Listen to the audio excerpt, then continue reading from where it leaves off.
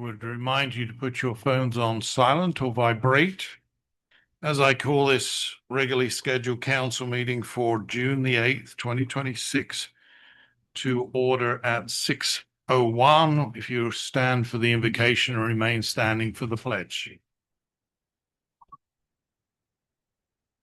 Bow your spirit, most loving and gracious Father God, we just thank you for another day in the land of the living.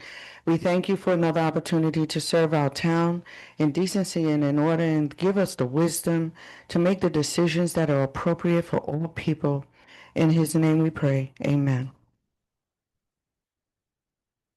Pledge allegiance to the flag of the United States of America and to the republic for which it stands, one nation, under God, indivisible, with liberty and justice for all. As it should be.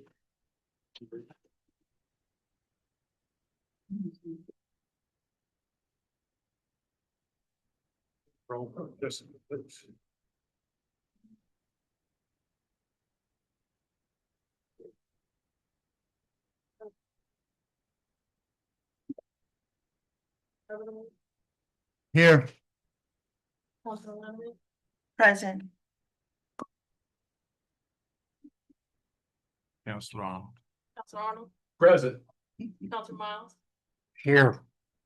Mayor Will. Here.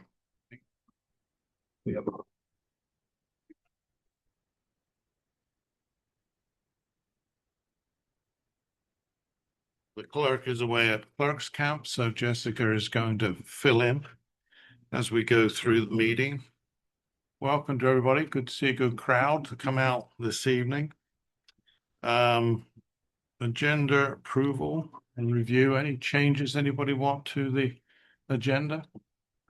If not, a motion to approve the agenda as stated. Motion to approve the agenda as stated. Second. All in favor, say aye. Aye. Unanimous. At this time, I'll open public question and comment. Any person wishing to address the mayor and town council on an item that is not on tonight's agenda, if you come forward to the podium with your name and address, please. And Mayor Wells, may I make a comment before? So on behalf of the town, I just want to acknowledge our residents' interest in matters concerning the police department and to provide a brief update.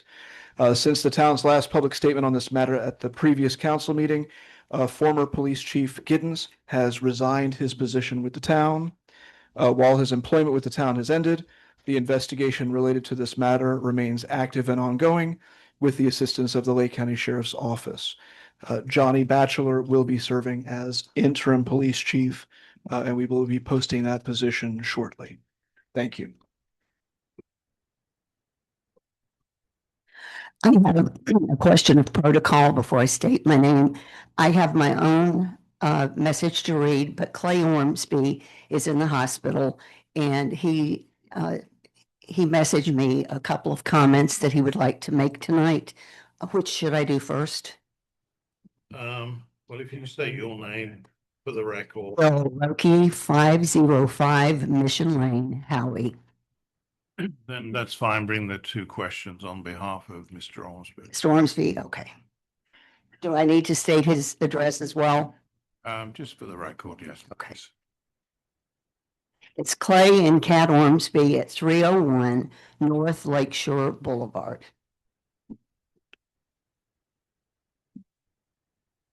Be patient with me just a second. These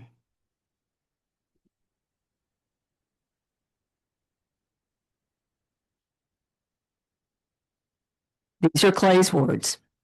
David needs to reread the oath of office he took. His performance during council meetings indicate we don't care about his personal opinions and what they are. He should represent the citizens and the citizens only. And he's asking me to read this to the council, and then he sent another message. Examples include his personal opinions, how planning should be led, or his thoughts on Pride Day. Represent us, not yourself.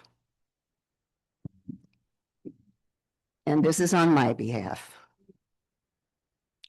I just have a question. She said two. Is that Excuse me? Is Was it there a true? second That's the comment second. from- That was Clay Ormsby. Okay, This is mine. gotcha. Okay. Do I need to repeat my name or anything? Okay. All right. She don't have to, right? Okay.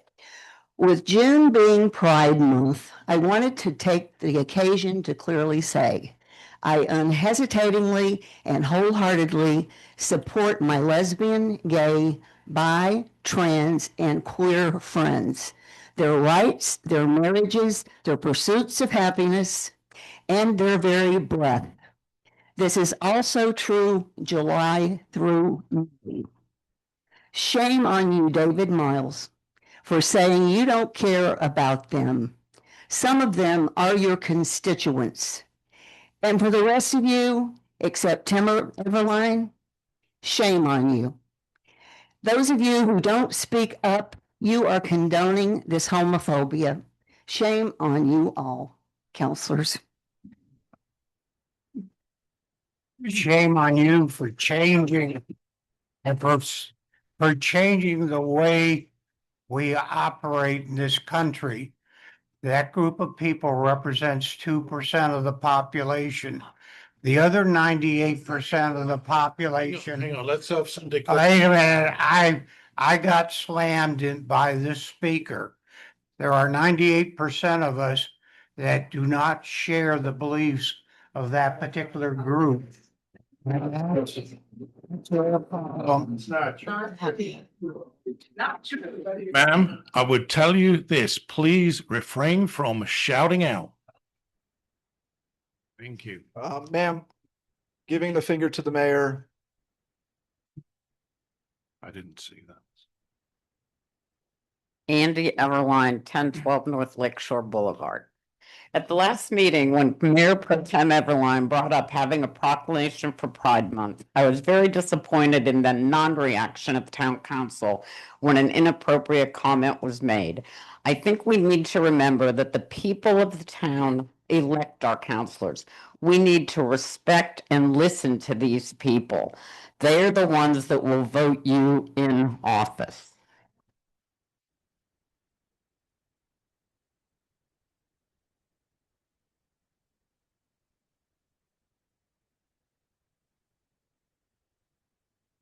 Hi, I'm Michelle Purser, 1104 North Lakeshore Boulevard. I've lived in this town 45 years, believe it or not. That picture on the wall is my dad, and these historic boards were made by my sister. So we've got a lot invested in this town.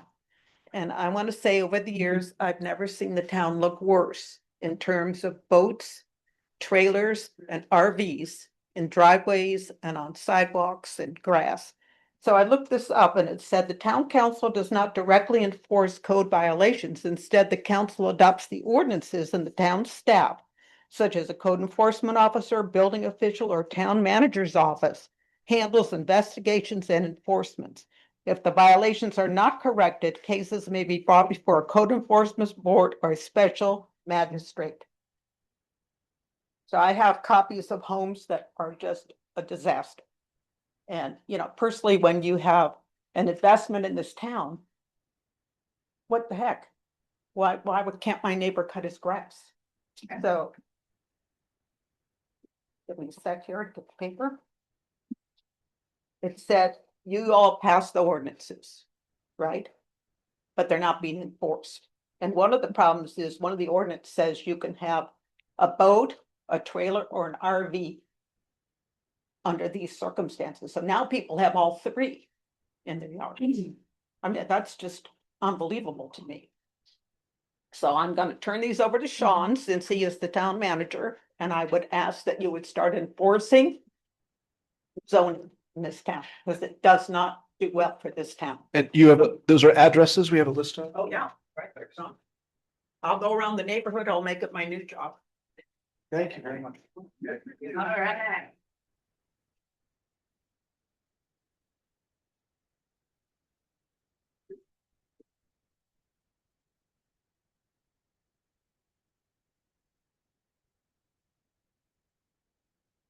Good evening. My name's Mitzi Maxwell and I live at 803 Communal Way here in a beautiful Howey-in-the-Hills. Over the past several months, I've spent a lot of time trying to better understand how our town works. I've attended meetings, reviewed public records, watched videos, participated in workshops, and talked with many residents. One thing I've come to appreciate is that public decisions do not end when a vote is taken. In many ways, that's when residents start trying to understand what happens next.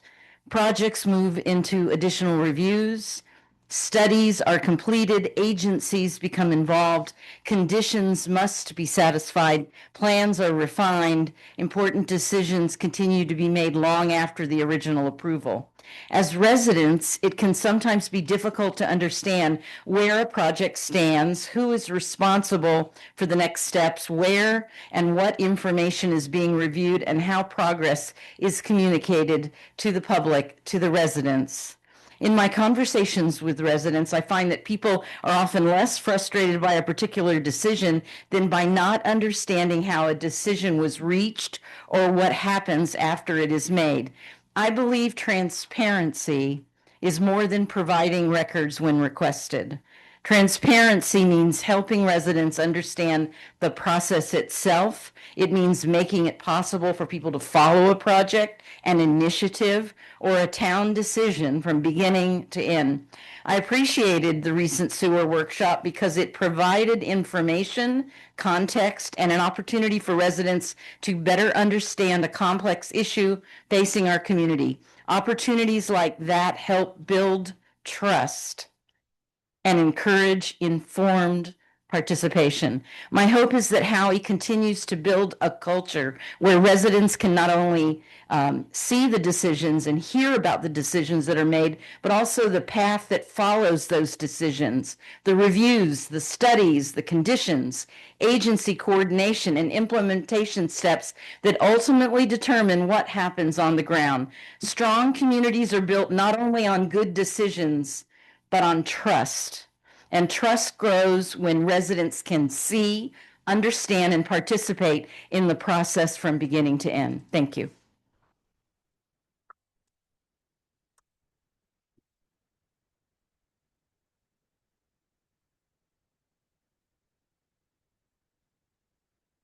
I am Farmer Banks Helfrich. I live in the Clay Road District, 6 miles south of here.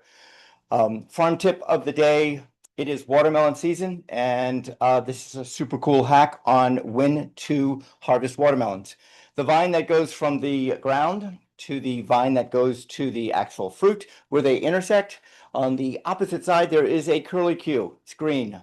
When it is brown all the way back to where those two intersect, your watermelon is ready to be harvested. Mayor, council, distinguished guests, is America morally and ethically bankrupt? Do we find ourselves living in a transactional society where everything is about me, centered around me, rather than the communal good? There's an old adage, and it goes like this: you never see a hearse pulling a U-Haul trailer. You ask any hospice nurse what the reoccurring theme, the reoccurring story is, and they will tell you, I wish I would have spent more time with my family. I wish I would have not worked so much. I wish I was kinder and more compassionate. 20 college students were given $10 each. 10 of them were told to go spend it on themselves. 10 of them were told to go spend it on someone else. Those that spent it on themselves came back and their happiness was flatlined. Those who spend it on somebody else, their happiness increased. Joy can be found in the service to others. Back in World War II, Austrian factory owner Oskar Schindler saved over 1,400 Jews. At the end of the war, those 1,400 survivors came to him and thanked him for saving their lives. The one thing he said was, I wish I would have saved more of you, as he kicked his car and said, I don't need this. I could have saved 20 more. I began with a question, and I'm going to end with a question. And the question is, if we are not here to serve each other, why are we? I am Farmer Banks Helfrich, candidate for State House District 25. qualified today. And I am here to serve. May you all be blessed. Thank you for allowing me to speak.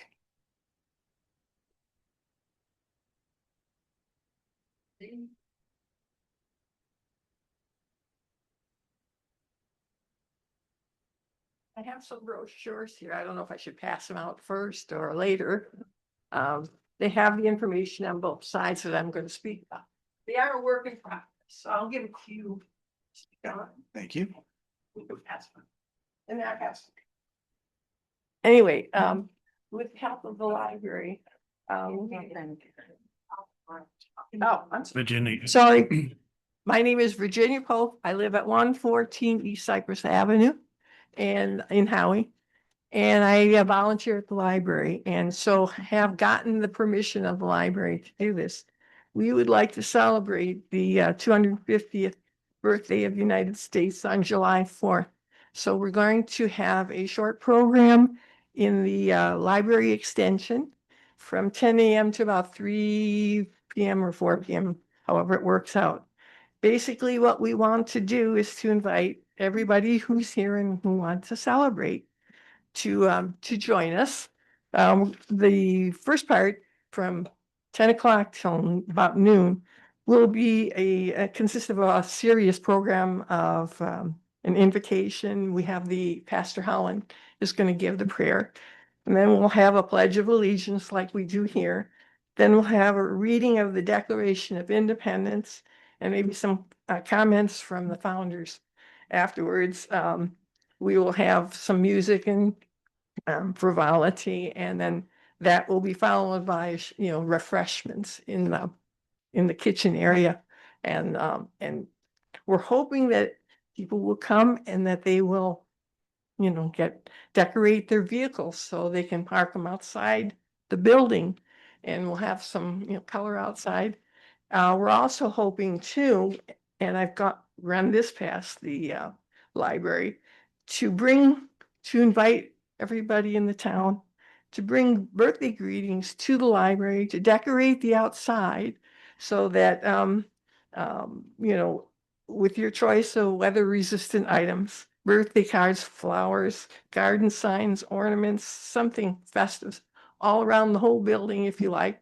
And we can kind of honor the 250th birthday of the United States. So, are there any questions? Thank you, Virginia, for working on this. You're welcome. There'll be more information later. Thank you, Virginia. I think it's a great idea.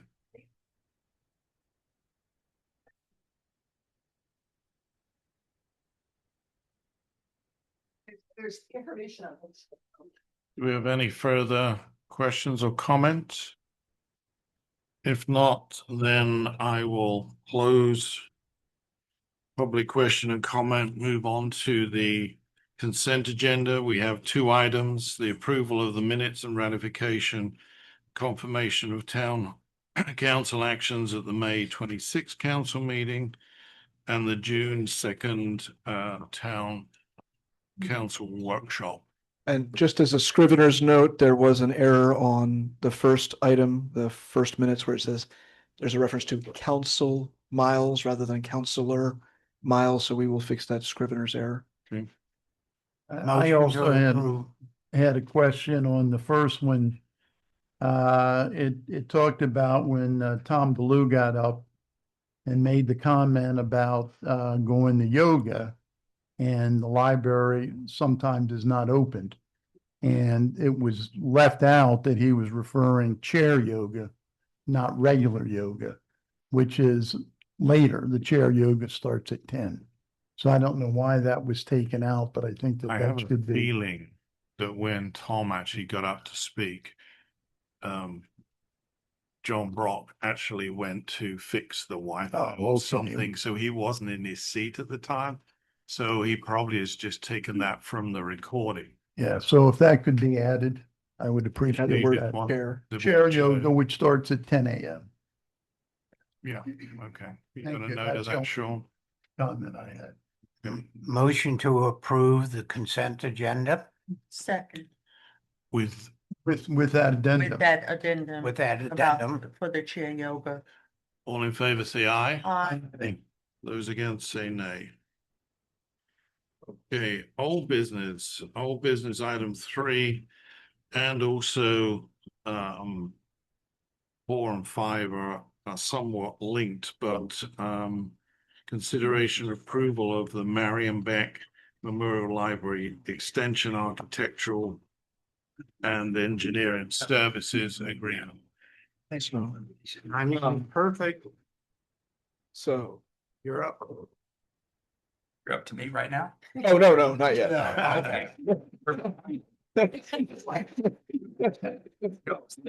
We also just, for the record, show that, Mr. Parks from Parks Consulting arrived at the meeting at 6:22. Okay. So yes, 3 and 4 are very much related. 5 is kind of a separate issue, but it is library related as well.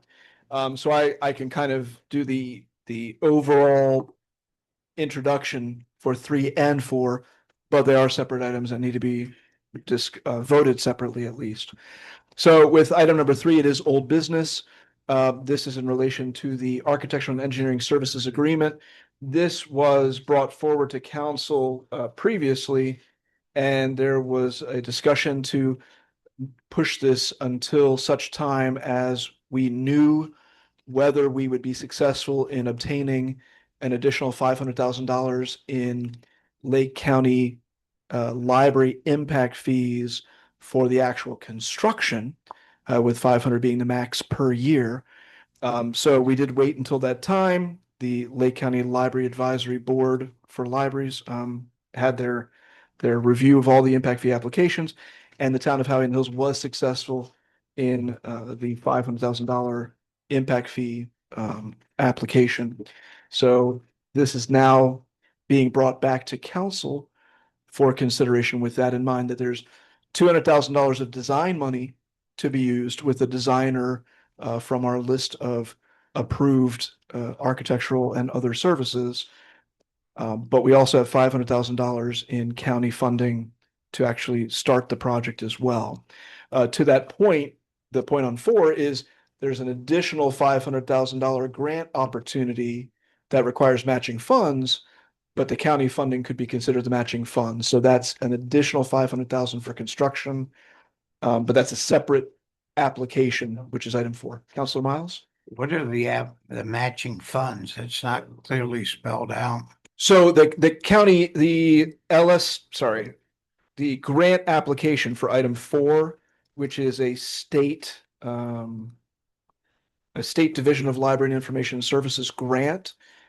It doesn't pay for everything. It'll require matching local funds, but the county impact fees would count as those matching funds. Okay, so the total grant is 500,000 for both of those. For each of those. So $1 million. So $1 So million. it's $1 million. Total. Okay. Correct. So the At 500. 200, the grant that we're approving in 3 is for 200 grand for design.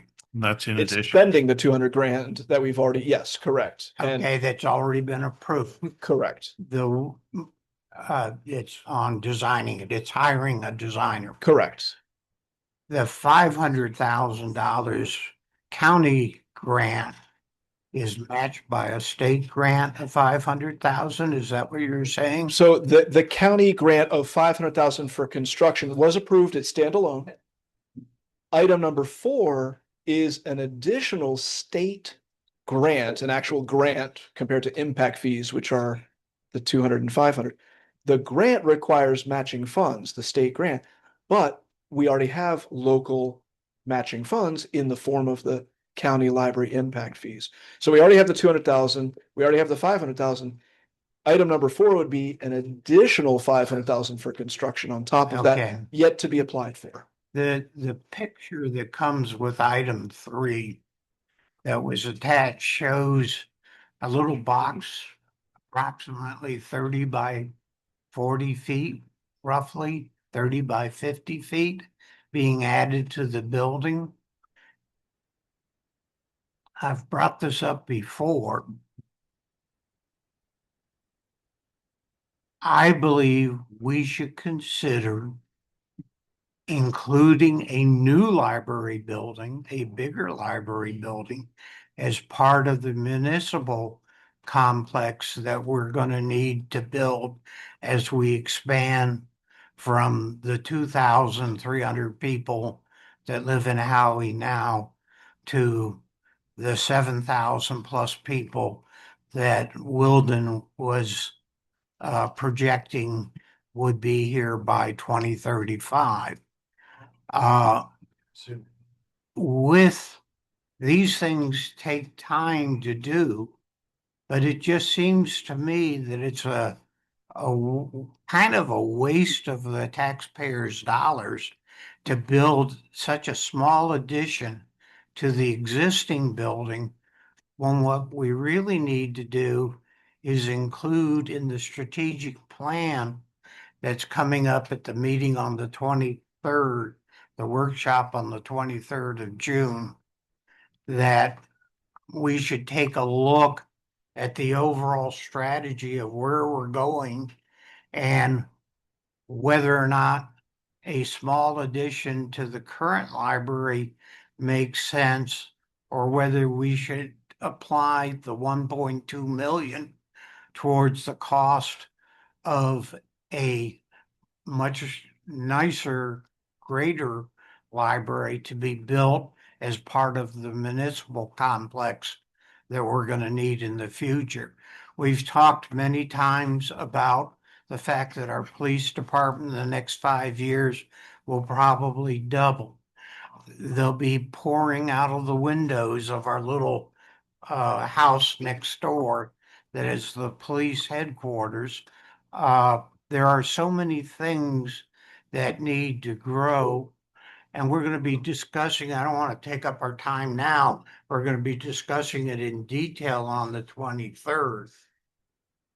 Now, I asked you this morning when you mentioned this grant, when is the deadline for submitting it? So I clarified, I wasn't sure if it was mid-July. It actually is July 10th. So that would be before, Okay, we before the have only first July one more meeting. meeting, then where we can take action prior to that time. Correct, and that's the day right before the strategic planning workshop. Exactly. I have a couple of questions if you're Yeah, okay, I'm- David. I'm not, I think there are bigger fish to fry is what I'm saying. Okay, my two questions are, we're looking at $1 million towards this project. What is the overall cost of the project? Because if I remember rightly, wasn't it $2 million? We're looking at an estimated $2 million cost. So we would also be able to ask for another, I believe, 500,000 from Lake County in the next cycle for further construction funds. But yes, we are looking at a $2 million cost estimated. Yeah, see what I would like to see is this block turned into a town square. The library building, there is not a lot of historical significance to the two houses that are on the block. We talked about that this morning. The library building is a very nice building, but it would be great when we build a future municipal complex to house our administrative functions and our police and our library and whatever else that we need in a larger town, that we could convert this block into a downtown square type of a park and convert the library building, which by that time will be past the 10-year point of time, into a community center, much like the one that Fruitland Park has done. So that this would be a recreational area. The library would have a bigger facility somewhere else is what I'm seeing. But I don't know what the rest of you feel on that subject. When you're done, then I have some questions. Yeah, just let me go to the second question that I had. The the two lots of $500,000, are you able to, at this moment in time, they're linked to the library extension? Correct.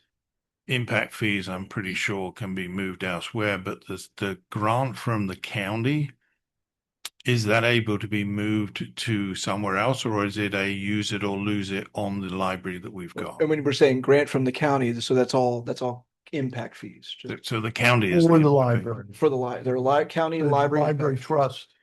So theoretically, I mean, they are based on the specific project. The county would be within its bounds to make the town start over if it was doing a different project. But that can be done. In other words, the county would listen to another proposal down the road. Right, but that may require the relinquishing of the 500,000 Yeah. and the 200,000. How long would we be able to hold on to that money? Because if we've then got to raise another $1 million just to do that, if you were to do a different building, it's interesting that it's $2 million to do this little addition, and yet it was $1.8 million to actually put the extension or actually build a brand new library in Montverde. 8,000 square feet. And the other thing is, of course, that we are in a real state of flux with our ad valorem taxes now that the House and Senate have voted what is going on to the ballot. If it gets passed on the ballot, well, whatever money you're going to need isn't going to come in from ad valorem taxes, and therefore we're going to be struggling just to keep the lights on, if you like, rather than be in a position where we're going to have the expenditure to be able to build. And that that's a fair point, and I don't want to jump the gun on one of our upcoming items here, but the expansion of the library was also included in the administrative impact fees that Wildan's working on. So they included at least $1 million extra to be obtained through impact fee fund. When the last time we expanded the library, we got a $500,000 grant from the county also. But did we not spend well over 100,000 of the town's money in addition to that? Thought it in was order to 300. complete? It was between 80 and 100, if I remember correctly, but it was right. It was 500,000 because that's the max within a year. And then it was some extra amount on top of that. You are correct, Councilor And Miles. I don't know if that was construction growth. I wasn't on the council at the time, so I don't recall. I believe that was related to last minute change orders and things like that. So it was a little bit over the anticipated initial cost. Now, I think what I'm hearing here is, yes, we would like to have a better, nicer library. But do we need to go for it right now, or should we wait a while and go for it at a future time? I don't know if anybody else feels that way. I didn't know how I felt about this. I was going one way and then the other way. And then John Arnold, Graham, and I went and toured Montverde's campus. And they built a 8,000 square foot library. I think it was actually 2.8 million, but very, very reasonable for what they got. And they, like 2 years. Sean, you know that, how many years ago that? Not even maybe a year. That figure also was soup to nuts. That wasn't just the building, that was the Everything. Yeah. furniture, the entire thing. I thought it was 1.8 plus what they did to the inside, but I may be wrong. But if it's The bottom line is they did a wonderful job. They incorporated the old town hall in with the addition, and it's beautiful over there. I mean, absolutely beautiful for the kind of money we're talking about. Adding on a little addition here, I personally believe we should wait and see what happens, and look toward incorporating.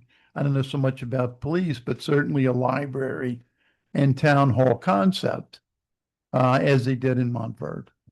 That's just. John, if we apply for it now, how long is the money? And assuming that we were to get the grant from the state, how long would we have to spend that money? For the grant for the state, and then maybe Amanda can address that point. I wouldn't be able to speak to how long that's available. I know with county impact fees for construction, they give you about 4 years for construction projects because they realize it takes time and people usually get their construction money in more than one go because you can only ask for $500,000 at a time. So I don't know if Amanda can address Okay. how long that state money might be available if we applied for it. Yeah, obtained. if it's awarded 6 months from now, would it be awarded for 2 years, 4 years, 5 years? For construct, I mean, I'm just gonna guess for construction, 2 years is a pretty narrow window. So that would be the absolute minimum, I imagine, for something from the state, but we'll let Amanda, if she finds anything. So I have a point of clarification. I have a couple of questions. So what I'm reading here says 3,000 square feet expansion to the existing library. I'm also hearing about $500,000 that is already awarded, right? And then I'm hearing about another 500,000 that may be available. But then if we were to do that, then that would leave the town approximately $1 million and possibly a little over on the hook for having to come up with the additional money for the It construction. would be an estimated An million estimate. more or less. That would be proposed to be covered by the upcoming administrative impact fee. Yeah, so here's where I have concerns because I'm always thinking about the economics and all of the things that are on the table right now. And that is that when we talk about the town being on the hook for $1 million and possibly plus, because we know that construction, you can put a price on it, but it doesn't mean that that's what it's going to cost. There is always a cost overrun.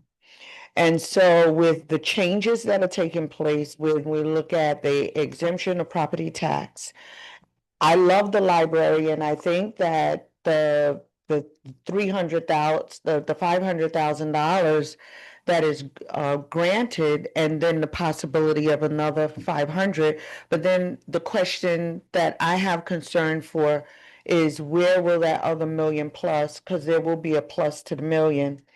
And with the changes that are taking place, especially if indeed the property tax gets approved on the ballot, town of Howey is one of the towns that do have a concern and a problem because of the amount of money. Of course, we know that Lake Well, that County money's gets. gonna go away from the county. We That's the other completely. side of it. So when we got to think about the domino effect of all of that, if indeed when we have that happening and Howie isn't getting the money, although Lake County is getting the lion's share, but then at the same time, Lake County will begin the process of cutting back as well, possibly, and some of the services that we do not currently pay for, we may have to chip in or whatever. I mean, this is like a rocky time to be making decisions where you're talking about a lot of money. While I am 100% for reading is fundamental and the library is awesome and it needs additional rooms so that Amanda doesn't have to give up her office.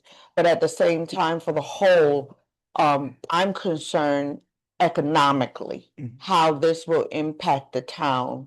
And it's going to impact the individuals that are paying taxes. That you've got to come up with some way to fill that gap. So maybe Amanda, hi. Hi.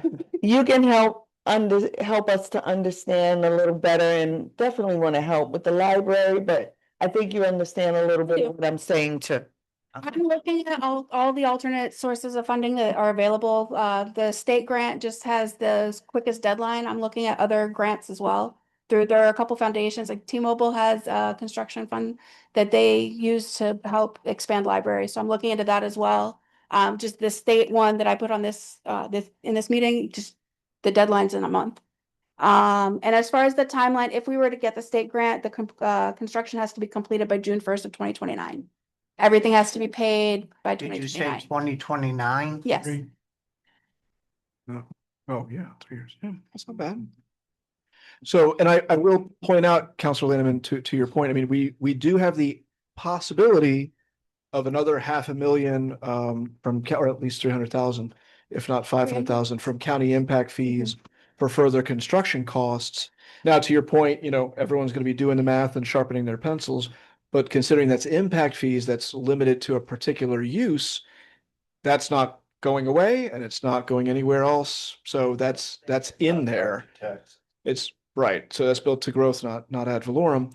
And as in terms of if we were to proceed along this path, but we're cautious about other outcomes, doing the design is going to take time. Finding out about this grant would take time. The application for further impact fee funding from Lake County would happen in March 1st. March 1st of next year. And we would find out certainly by this time next year whether we had another several $100,000 in the pot for that as well. So we're still potentially looking at $1.5 million of other, I hate to say it this way, other people's money from other sources. That's not ad valorem. That's not, it is partially Howey funding in the sense that we're having homes built here as well. But between county impact fee funds for libraries and state grants, that could be up to $1.5 million of a potentially $2 million project. And we still have our own administrative impact fees coming in as well. But that doesn't have to be awarded for a construction agreement. That's a separate agreement. We could be putting off that decision plans in hand until even 12 months from now. That money from the county is still good for up to 4 years from the time of award. And that $500,000 was just awarded. So we have a 4-year period from now to spend for construction money. All right, is So this what- grant a yearly recurring grant? The state grant? The grant exists every year, but the maximum for that particular project is 500,000. But is it 500,000 next year also and the year after and the year after? No, it's one time. They would only pay the 500,000 for the same project one. You're not understanding my question. Can we apply for it by June or July? I think she next does year understand the and question. July of the year She said that after it's not and able. July of the year after. If we weren't previously funded. In other words, they have an increment of funding each fiscal year. It seems like it, but to Amanda's point, it seems to be only for different projects. For different projects. They won't pay for the same project twice. That's what I'm Well, trying to say. Your 500 is your one and done. You'll get 500 one Right, time. but can you get that 500 if you don't apply now? Can you apply 5 years from now for a library Or 2 project? years from now, or And you get that. If they haven't cut But this if there's program. no Funding's available, guarantee, yeah. Yeah, that seems like a. There's if no funding's guarantee. available, That's a then it's gamble. there. This is the first time they've offered the construction funding in 2 or 3 years. I think that's the answer to the So question. here's the question that I have. If we were, let's say hypothetically, if we were to use 194,000 of the 500,000 for the construction and No, that's design. in addition. It's an addition. That's That's the, out of the 200,000. That We've we all. So that would- 700,000 total. So total 700. Mhm. So how, we have 4 years to spend From the last seven- year. From The last year. first 200,000 was awarded last year, so we have 3 Okay. years left on that. And just to clarify, I know 4 years is for construction. I'm sure 4 years is related for For the plans, design as well. I would have to reach out. Everything else is typically 2 years to 2 use years, it so we may only have another year to get the plans. for the design. I tend to go along with David. If at some point in this town, we want a campus, a town hall, a library together, I think we should wait. Now, if that's not what we want, well, then that's a different. I think you're right. My personal opinion is we should wait anyway, because come November, we're going to know where we're going to be. Now, in this next year, we're not going to be affected, but the following year, we're going to be affected in a big way. And then the following year, it's really going to be bad. So from my perspective, waiting till we know what's going to happen in November, I think is a smart way to go, unless anybody's got any other. And then I can if everybody's had their say, I'll open it up to public comment in a moment as well. My thought on that of waiting till November is you would, if we're not giving Amanda the authorization to at least apply for that grant, for the state grant, then that's a missed opportunity, at least in this cycle, and they may not bring it back Maybe. next cycle. Right. So that's just a consideration on that particular point. And you said the funds would have to be spent by us by what time? Yeah, June 1st of 2029 For the state, for the state money. Yes. So decided. So it's a three-year period of Right. time, basically. So what's the harm in her, what is the harm in Amanda applying for the additional funds? What is the harm in Well, it? What's the con? there's really no downside. I'm I not mean, seeing it, so that's why I'm asking the if you question. do, then The you want to the do- downside is that if we take the money now and spend it on this small project, the people at the county and state level will say, well, we've taken care of Howie, they're done. Maybe they can come back in 10 to 15 years and look for another one.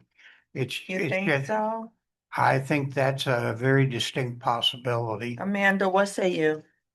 From what I've heard at the meetings that I've been to with there's a time period that we have to maintain the facility after we've received the impact fees. Mm. But once we've satisfied that time, we would be eligible if we wanted to build a new library or expand or anything. What is We would What be, would be that time? I'm not sure what that time, I think it's 5 years, 5 years, 7 years. Do you remember? Well, I know if Could be it's 10 years because if that's, it's fewer than 10 years and you abandon the building and use it for an alternate purpose, you would have to refund a prorated amount of the county funds that went into it. So Based on based on how much, those dollars, we don't have to worry. based about on that. yesterday's dollars, Right. We exactly, don't have to worry about them saying. not "Oh, inflated. Here's the inflated value. Now, to the other point, though, we did an expansion and that just opened almost exactly 5 years ago. And here we are, well, 4 years later, we did an application to do another expansion. And they didn't really blink on it. Now, I know Tara had been working on that expansion for multiple years before she obtained the funding for the Right. first expansion. But county didn't balk at a second expansion almost exactly 4 years later. And this would be for how large of an area are we talking about? 3,000 square feet. We're almost doubling the size of the library. That's And it. I'm not, and that is where I'm at, is that I'm hearing about little boxes, but 3,000 square feet is not a box. That is enough space that That's your floor plan. basically, yeah, that's true. That's true.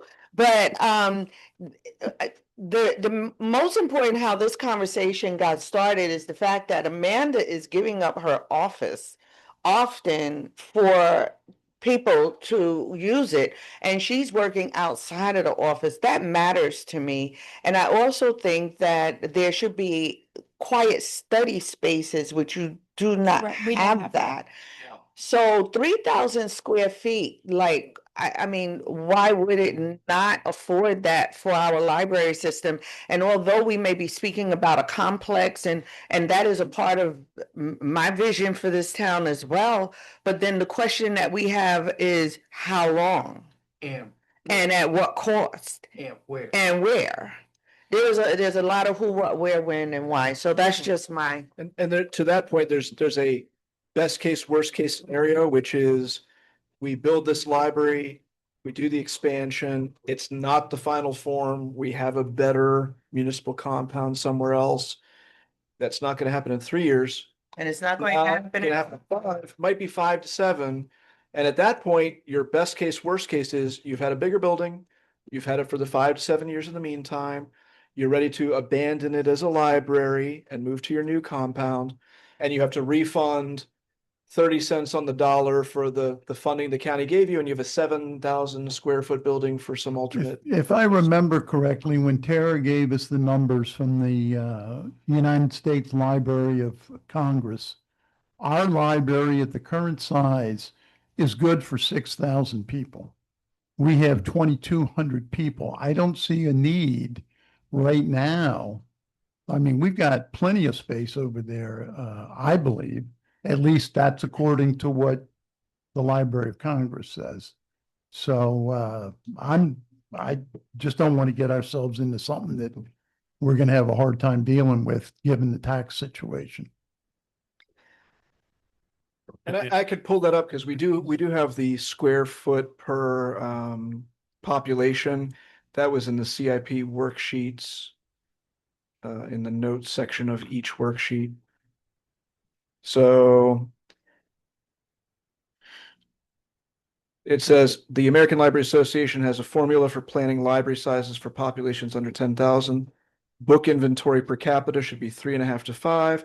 Total square feet per capita should be 0.7 square feet to 0.9 square feet. For a town serving an area of potentially 10,000 residents, there should be minimally 35,000 items in a building that is minimally 7,000 square feet, compared to our current 14,000 items in 4,000 square feet. So that's NLA. 0.7. That's the lower number, Okay, the lower, but we'll smaller take size. the upper number was what? But 0.9. So 0.9. So we're good for over 4,000 people with what we have right now. I don't understand the rush. So my question is in regard to the architect, are we talking about building up or out? Out. Okay, towards more towards the back, The front, the front of the building, Front. because there's almost I no mean, room in the back. right. And they showed an initial design of something going in the back, but I think they're gonna have to get on site and do more Yeah. analysis. Looking to put the No. addition on the front of the building, is that correct? I think that's based on the engineer's recommendation. Would that be pushing it out from the the LED That would one? be the other side, Other side? the main library side of the building. So on that other side, on the main side, so that means that that means that there can be study rooms. Yes, How many are you 2. envisioning? And then what else in that Just more 3,000? space to shelving, so we can add books to our collection. The children's area is very small, especially our young adult selection is very small. And we don't have any space to expand it right now. We would have to get rid of books to add anything new. So it's shelving space and programming space, just to be able to do more programming. Okay, Can we repurpose the design?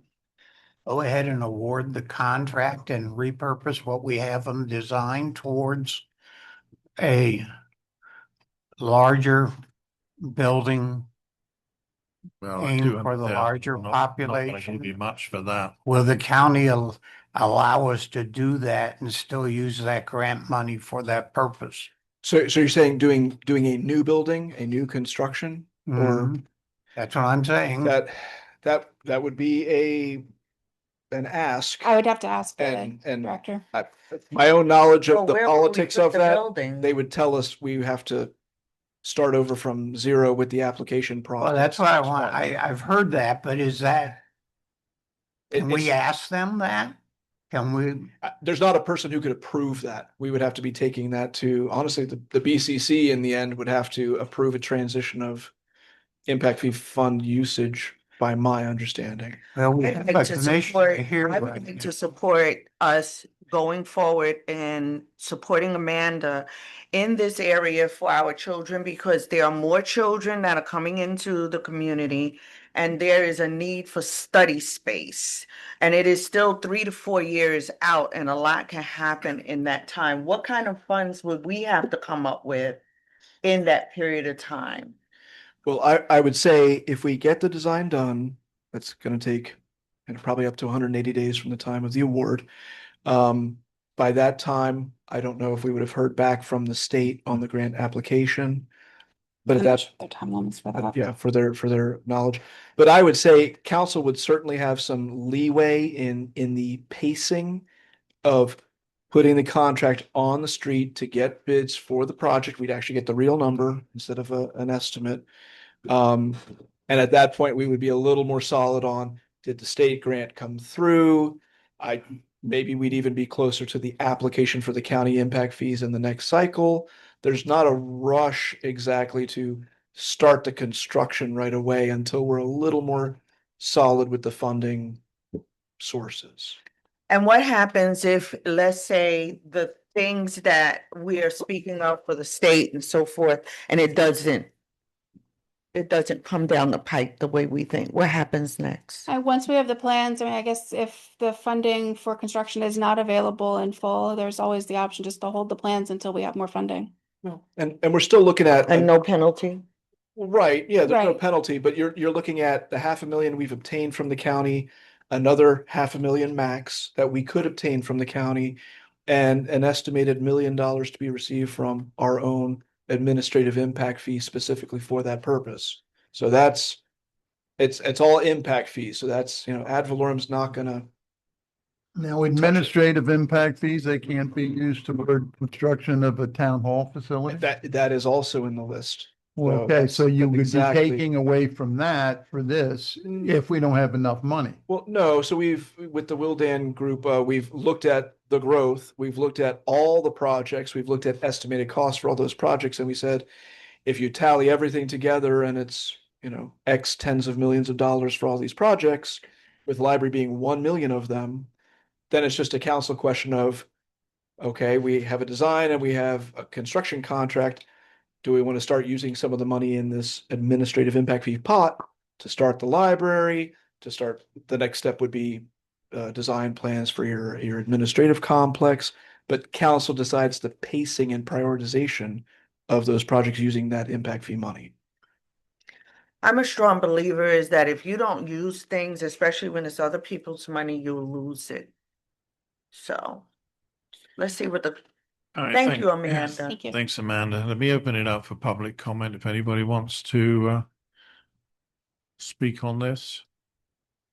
Alan Hayes, 111 Island Drive.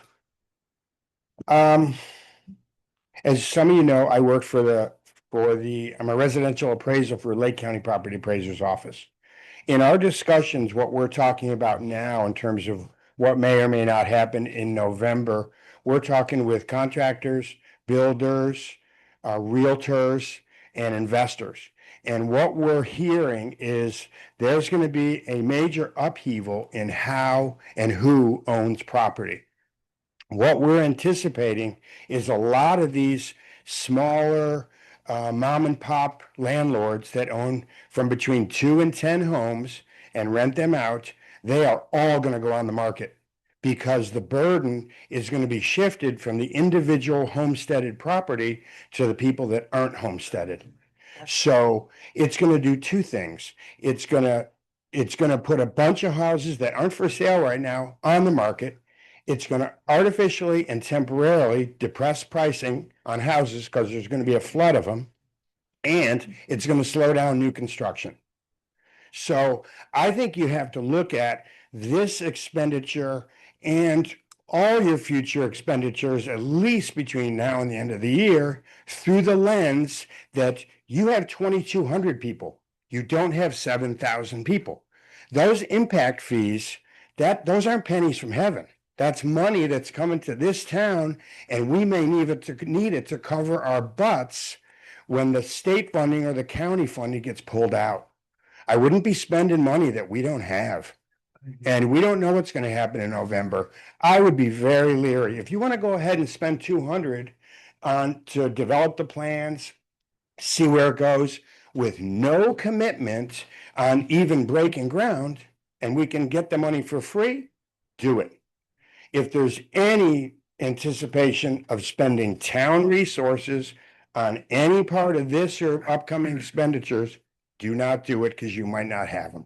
Thank you. Well, to your point, Alan, if you're right, and I think you have a good point that if the market is flooded with houses, that is going to affect new construction. And of course, new construction is the only thing that provides us with impact fees. Correct. And more importantly, you can't pay salaries with impact fees. They can only be Right. used for infrastructure type projects. So I appreciate your foresight on that. And the other thing about these houses going on the market, those will be sold not to other investors, but to individual homeowners who are going to live in them. They're automatically going to be shifted to that homesteaded property, and we're not going to have all their money either.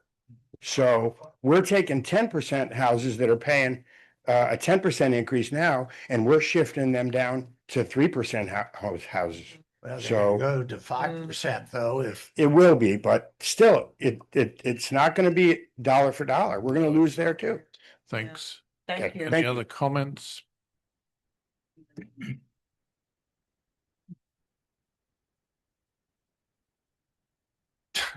I think you just barged your way in there. Sorry about that. See, very anxious. 1012 North Lakeshore Boulevard. I just want to say that I think now we're in such uncertain times that I do not think that this is a good plan to go and spend money that we may need that money. And if we're thinking about doing a complex, it would be so nice to be able to plan it all together and do something nice instead of something here, something there. Maybe we could actually do something like what Mount Vernon has done, or I don't know, but I just don't think now is the right time.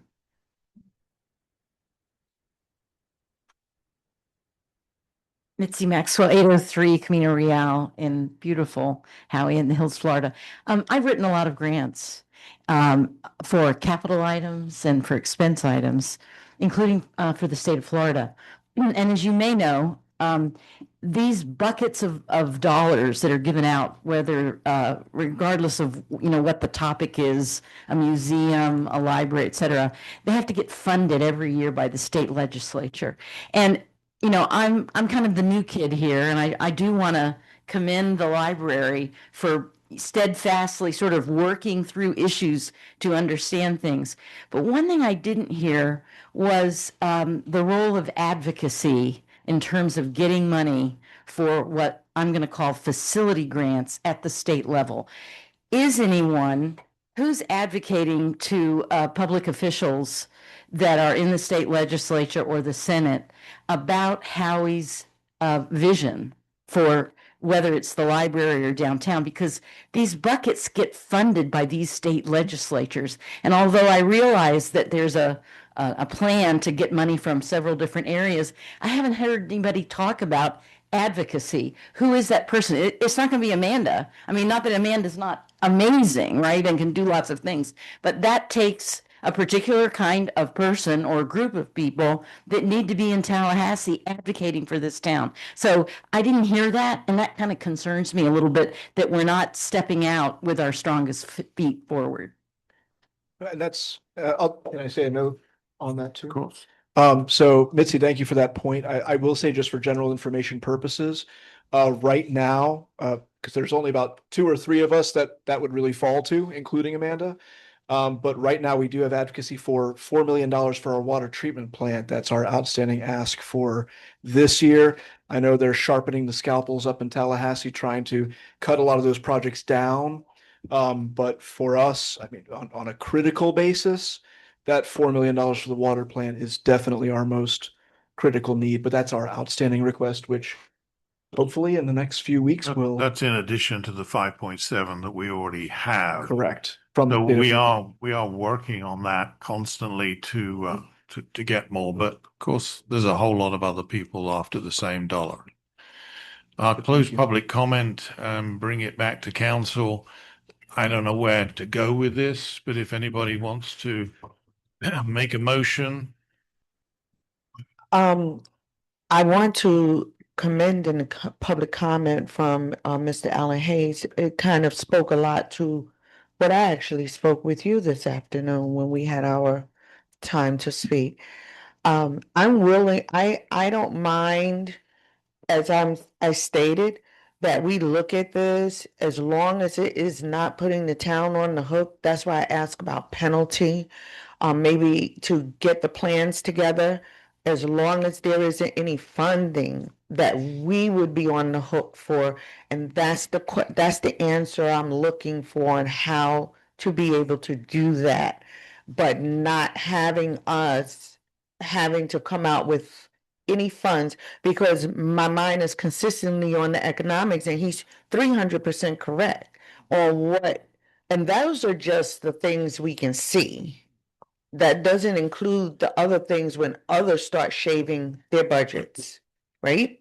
So there's that. So to that point, number 3, that would be approving just the design, which is county impact fee, $200,000 already awarded. It has no further obligations. And construction would be a whole separate discussion for a contract to be awarded later.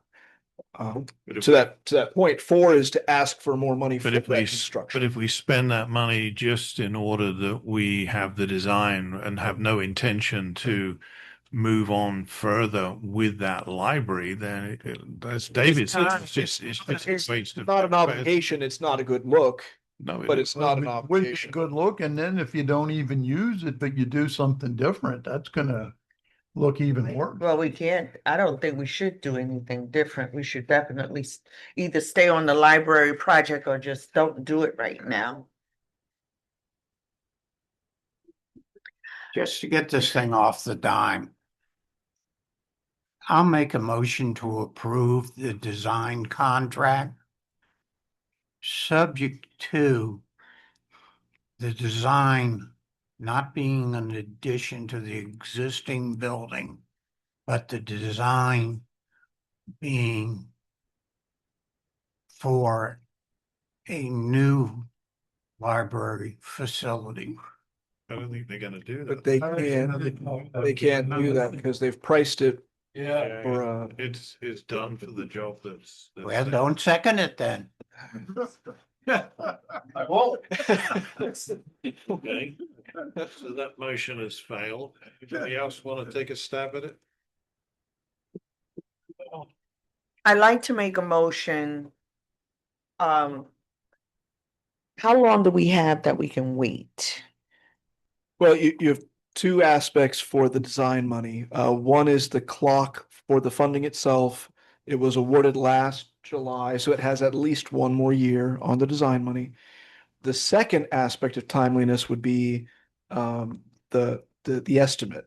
So if you wait 3 months, that estimate would not necessarily be valid anymore, and it might be repriced at possibly a higher. The estimate is probably going to be higher anyway, regardless, because even if we wait a year, it's still, so I'd like to make a motion to walk the clock to the next, to, in the essence that we kind of wait, and see where we are so we can have hard facts, because I'm concerned that we will be on the hook.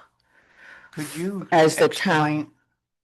I'm not quite sure what your motion. When I say when I said, well, I shouldn't have said walk the clock, but meaning let us, wait it out for that 1 year. So we don't need a motion to not do anything. We only need a motion to do something if Okay, you want another to. motion would be, let's make a motion to disapprove the award of this contract. We don't have to do that either, I right? don't want to do that. We don't have to do anything. And then it would be. Because we don't know where we will be in 6 or 8 months from now. And if we have 1 more year, I'd like to say, just let us wait that out.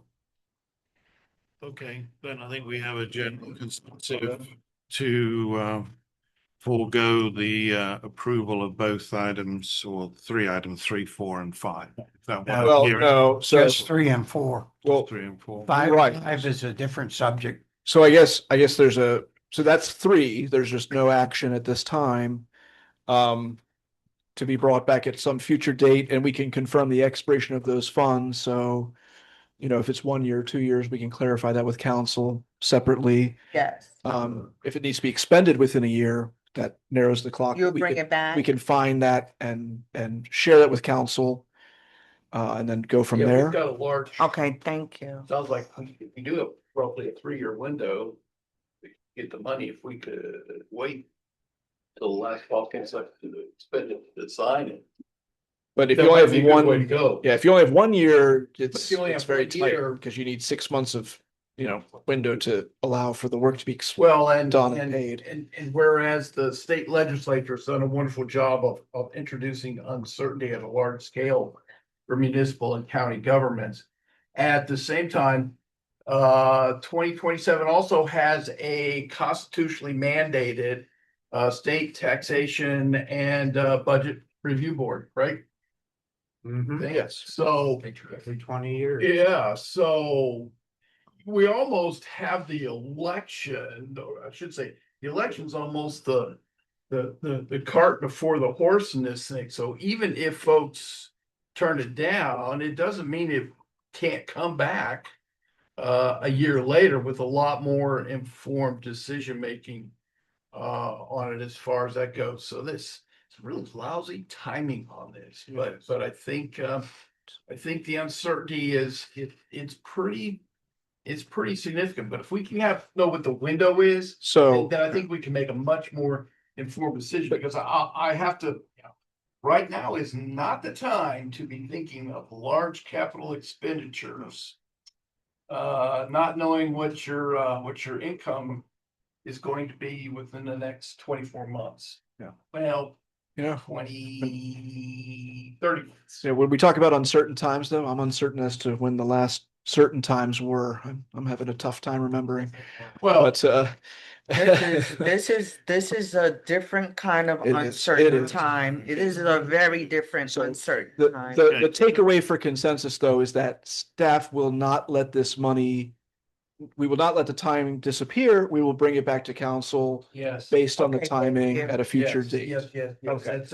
That But sounds good. that's separate from item 4, technically, in the sense that, do we want our library director to put in the time and ask for construction money that could sit there for several years potentially and may or may not be available in the next year's cycle? Do we want her to do that? Is that possible? It's Well, I mean, absolutely like- possible to fill out the application And then forms and just then, sit on the money? and to see, and then it would be available for 3 years to Like we've be, done with the water plant. well, Doesn't right, that take money away from other municipalities? only if we use it. I They mean, don't have to set it aside if we're given approval for it. they tend to have a wait list in that situation where in practicality, when someone comes in and they start talking about overruns or waitlisted projects, if someone says, hey, we're definitely not using it or not using all of it, it tends to flow down to the next people on the list. I don't see any harm with if we can sit on the money and we don't know if we're getting it in the first place. There you go. Well, So right. why not allow It's at her least to good allow, practice I'm to- sorry, not to call her, why not allow Amanda to go forth with applying for the application and we sit on the money? I mean, there's no guarantee we're getting it. And there's really no downside except for the time involved to apply. Yeah, and I think, yeah, good idea. I mean, Patton said it best, take not counsel from your fears. So if you want to make that motion, then. So I'd like okay. to make a We've motion. got a lot to get through tonight. Yes, so let's move, yes, I'm with you. Item 4. Yes, item 4. Let me get to it. I have all the stuff open. Okay, I'd like to make a motion for item 4, allowing Amanda to move forward with applying for the grant application for the Mary Ann Beck Memorial Library expansion. Do I have a second? second, Heather, Do we need? Heather, Yes, sir. I know this is money, but it's not real money. Do we need a roll call vote or is a straight up and down vote? For the grant application filling out? No, I think it's just a vote. And do we need public comments since it's a separate topic? Separate item? Is there anybody that wishes to comment on item 4? I know Mr. Hayes has covered kind of both of them. Is there any other comment? Then I'll close public comment. So we have a motion and a second to go ahead with the consideration and approval of the grant application. All those in favor say aye. Aye. Those opposed say nay. Nay. Nay. David, I didn't hear you at all. Aye. Sorry. That was an aye. Aye. Okay. So motion passes 3-2. So now take us into item 5 then. So item 5 is separate and unrelated from the previous items, except in so much as it involves. Can I get a summary? We basically decided to do nothing on item 3, therefore we decided not to make the award. Is that correct? We decided to not grant the award for the design, correct? Okay. And for item 4, we did agree to allow To pursue Amanda more to pursue construction. the construction. Correct. Okay. But we will be bringing back item 3 at a time to not put ourselves in a position to lose that $200,000 of funding. Please. Right. Okay. So item 5 now, we're at item 5. So item 5 is library related as well. But this is an $8,000 grant for professional development, non-matching. So this is money that would be available to improve our staff. It's just a couple thousand for training the staff. Correct. 8,000. Motion to approve. Second. All in favor, say aye. Aye. Those opposed, say nay. We So need I- to have public input. Too late for that now. It's $8,000. I'm sure there's nobody who wants to talk about it. And it's not costing the town. So we'll move on to item 6, presentation for impact fee study status from Will Down. Okay, and as they're coming up and as Jessica's loading up the PowerPoint presentation to put on the screen, I will review some notes. So we did have some in-depth conversations with our legal team in terms of the process of impact fee adoption, and just making sure we dot all the i's and cross the t's. We certainly don't want to have missed something. So this initial presentation is necessary to be followed by at least a workshop. It would be optional, but it would be useful to have a workshop or two. No legal notice required. We will require the approval of the studies at a regular council meeting subsequent to that, as well as the reading of an ordinance 2 times, 90 days before implementation. But that could be first reading at the same meeting as the approval. So multiple steps, and we did want to make sure we did them properly because we were thinking at the beginning we could bring this forward as an ordinance, maybe even at this meeting, and we are just making sure we do things properly to not have to walk it back later. Tara. All right, good evening. My name is Tara Hollis. Everybody can hear me okay? All right, I'm with Wildan Financial Services. I do have 2 of my colleagues with me tonight. Kevin Burnett is also a principal consultant within our practice here in Orlando. And then Tiffany Sturms is the senior analyst that's been working on this. And I do have them with me because I may not be able to attend one of the meetings. They've been helping me on this project since the beginning. So we wanted to make sure we were all here and up to speed on everything that was going on. So we just wanted to take you through kind of where we are in the impact fee process right now, give you an update. Several of the fees are getting finalized. We do have some that would still potentially take a little bit longer. So we wanted to, like I said, step you through the process of the impact fees, and then again, go through those next steps with you. So this first slide, just to give you a basic background, obviously you're aware the town is projecting significant growth. We looked out for a 10-year period. So we had, and what we take is basically your existing population, which we get that from some of the census records and other records. You have approximately 2,157 residents. We're projecting through 2035 based on the anticipated housing growth that you would have about 7,648 residents at that time. That is being consistent with your current persons per household. So that's taking that same, your current makeup of your population and projecting that out for the next 10 years. Also, you're looking at an increase in single family dwelling units. And that's based on some plans that you already have, some entitlements, those type of things that you already have. Approximately 2,190 single family dwelling units that would be coming online during that period, as well as a minor increase in some multifamily units. And then also what we do is your growth is going to be in residential, but you do have some non-residential existing, and then we project that out, looking at potentially another 112,000 square foot of non-residential structures. Have you included the 50,000 plus for the public shopping center? Yes, I think part of that was already in your, so this is what it would be, your addition. So this isn't what you currently have. This would be. Oh, We don't have the public shopping. Right. What I'm asking is the public shopping center, which is over 50,000 square feet in and of itself, is it part of that 112? I Yes. believe that number is Yes. inclusive of the public shop. Yes. So that's your big growth. You have, I think, a storage facility potentially, but we weren't looking at major growth in non-residential currently at this time. And so really what we're looking at is also your capital improvements and additions that will be needed to accommodate this growth. Because again, impact fees are growth related. Next slide. Yeah, sorry. So as we mentioned, what is a development impact fee? It's a one-time charge. It's typically imposed at your building permit stage. It's imposed on all development projects within a defined area, which is typically your town limits.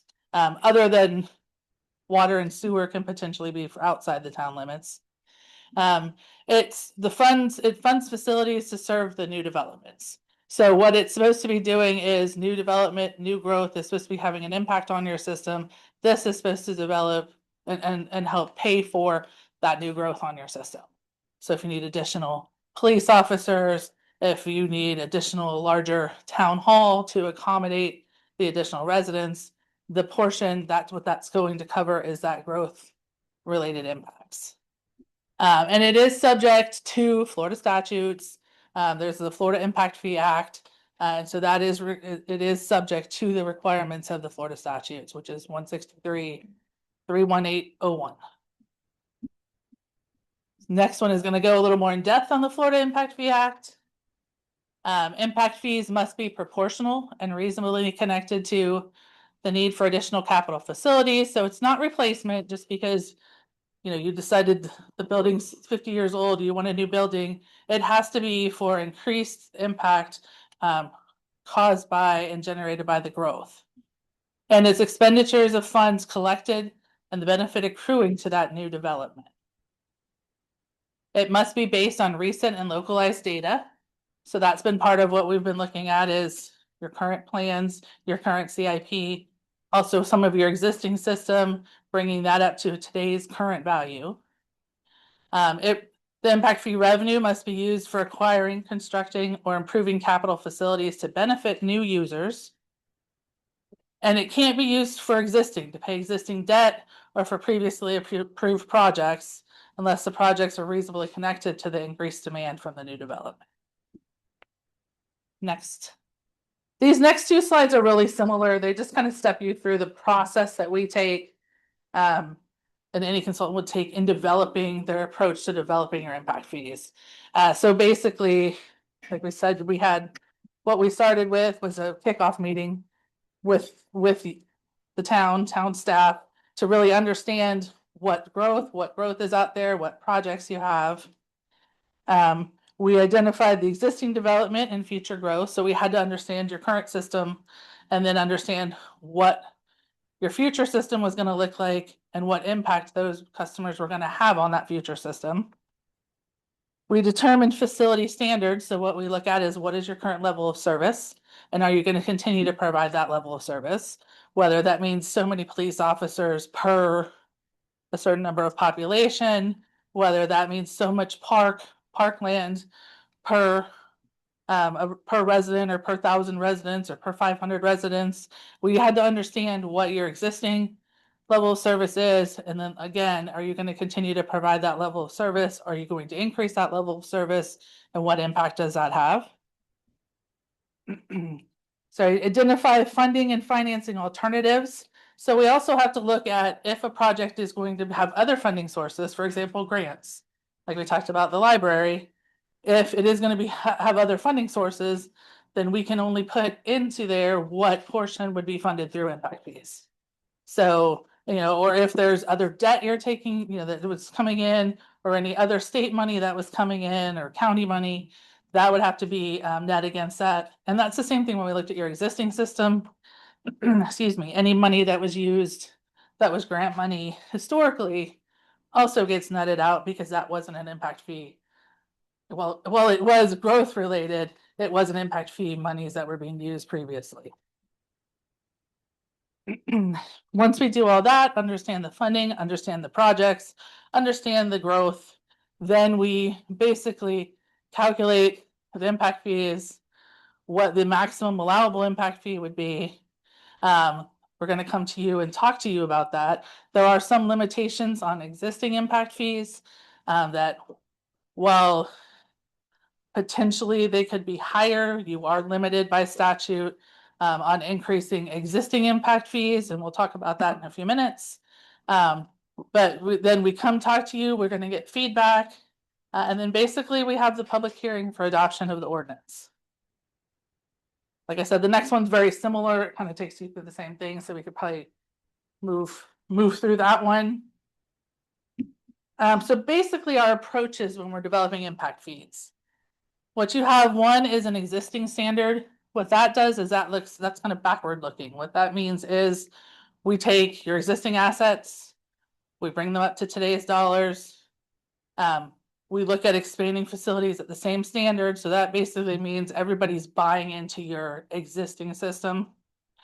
And we come up with what that cost of capacity would be. So we understand your existing system and come up with a price per capita.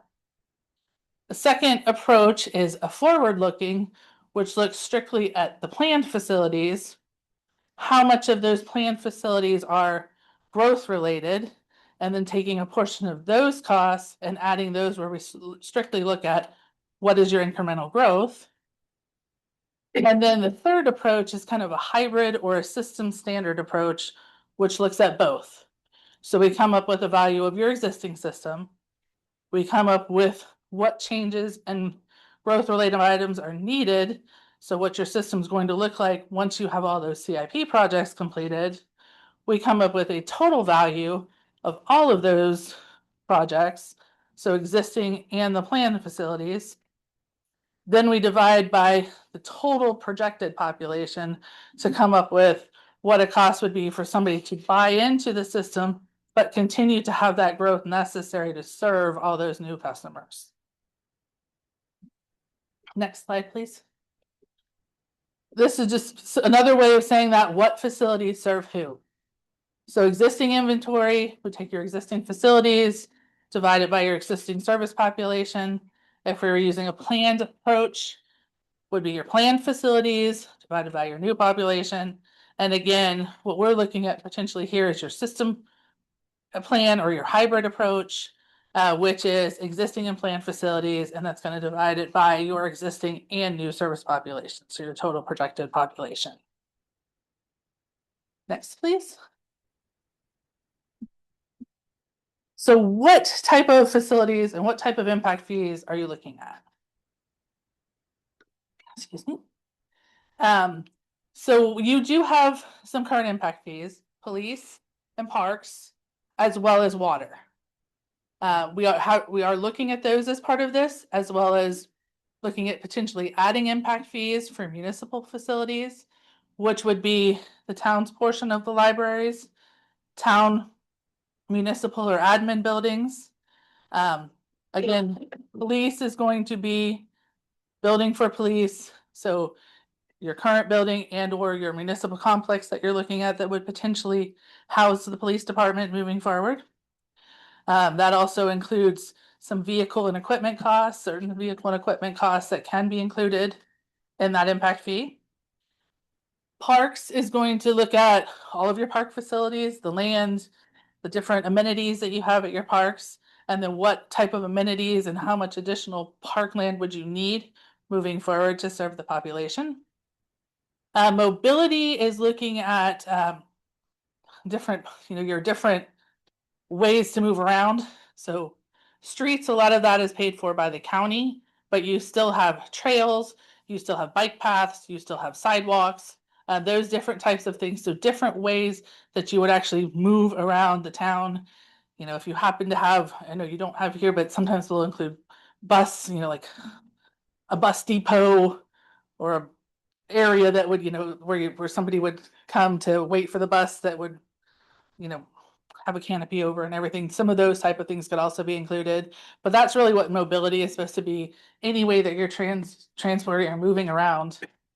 We want to make sure that you're having, obviously more growth, more more streets, sidewalks, those type of things that would be needed. Water and wastewater. So obviously water is an existing impact fee. And then wastewater, while you do not have treatment facilities, you do have lines that help transmit and transport. So collection system that helps transport that waste and effluent to the wastewater facility. And you do have some capacity that you've built into that, and there is a cost involved for that. So we're also looking at potentially recovering. Yes, to go to the total number of units, though, there would have to be expansion of the existing wastewater treatment facility to get to that 2,190 units, because we only had 1,600. Well, but you also had Lake Hills with existing capacity. So that takes you to about the 2,200. Yeah. So I think that covers. We're gonna be short. Well, if you look at Thompson Grove and Whispering Heights, Not just there, but didn't we sign a contract with Drake? Drake Point has their capacity covered. So the only uncovered, sorry, we're kind of doing a sideline here. The only areas currently unserved by wastewater, besides Old Howie, which we'll leave to the side, Whispering Heights, commercial of the Hillside Groves development, the commercial component, and Thompson Grove. That's the only unserved portions at this. Although Hillside Groves is sitting on additional ERUs, so they may be thinking that they'll use that for their commercial. Correct. There's gonna be some number of those that are gonna require expansion. Unless we have another, they pull a rabbit out of the hat like they did for us a couple years ago. We still have 200 or 300 ERUs that are above and beyond their existing capacity. So we're gonna have to address that sometime during this time. One other thing, you mentioned earlier that the county does most of our streets. That may be news to Mr. Parks. I know of only- Well, so it's your arterial roads. So it's not your side roads, it's your main roads that traverse through the town.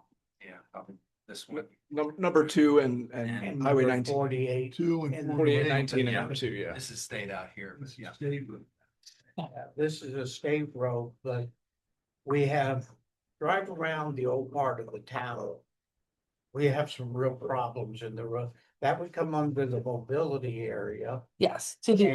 And would things like garbage collection, if we decide when our existing franchise ends. I didn't say expires, I said ends, that we may bring garbage in-house. Also, we don't have a decent public works facility. If we have a motor pool with 100 vehicles in it at some point in the future, we may need a place to fix them. A garage and some other things like that. For the public, what they have now is very inadequate for the public services department. So those things would all of them fit under the mobility category? The things I just mentioned? Or would they go under municipal So- facilities? Public Works could go under municipal facilities, to the extent that any of it is recovered through your rates and charges, for example, water and sewer rates and charges. That would then get credited against that, so then you wouldn't potentially have an impact fee for that. Solid waste is typically something that you charge for, so those costs are recovered through the fee, whether you do it as an assessment or you have it as a monthly on a utility bill or some type of a bill. Those are typically recovered because it's more of your costs. While you will have some capital costs, a lot of the costs are more O&M costs. So to the extent that there are some capital buildings and facilities that would be associated with them, you could look at including those. What we want to look at is what we have in the 5 to 10 year plan, because with impact fees now, you need to come back every 4 to 5 years and update them. If At this not, point, we don't, oh, I'm sorry. no, you're good. I was gonna say, we don't have a public works facility fleet maintenance shop in our current Right. 5-year plan. For example, but it's something to. And you can call it out separate at that time if you're moving forward and you want to have a separate public works related impact fee or solid waste, or, you know, I don't know if you're going to have, you probably aren't going to have your own landfill, but you will have vehicles associated with it that are major capital costs. You could look at including those. We've included those and done impact fees for solid waste vehicles based on number of basically like tons of garbage that they can move over their whole service life, and then develop an impact fee that way. So you could look at potentially developing for those major capital costs later, as if you decide to bring solid waste in-house. But to the extent, again, that's only going to go for new growth. So for the extent that the capital costs are going to have to go for existing customers that you already have on the system, existing residents that are already here, that's going to have to come from another source. That can't come from impact fees. So you'd have to have that balance between how much is included in the rate versus how much is included in the impact fee. I'm not sure you answered my question, so let me take them one at a time. Okay. Garbage trucks. Would they go under mobility or municipal facilities or something else? So typically you wouldn't put it under mobility because that's how you get around. That's how your residents get around. That's not garbage. That's not collecting the garbage. Obviously, a truck can impede you getting around, but that's not what the mobility fee would be for typically. It could be included under municipal facilities. If you define municipal facilities that way, it could also be its own impact fee depending on how you define it. Okay. A public works facility, which would include a garage type of shop. Yes. And may include a carpentry and electrical and plumbing and all that type of stuff. Also, which category would that fit under? So typically that would go, you'd see it under most common would be under municipal facilities for that. Okay. What was the other one? Okay. And I think another thing that you're having us look at is stormwater, just so you're aware that we're looking at doing.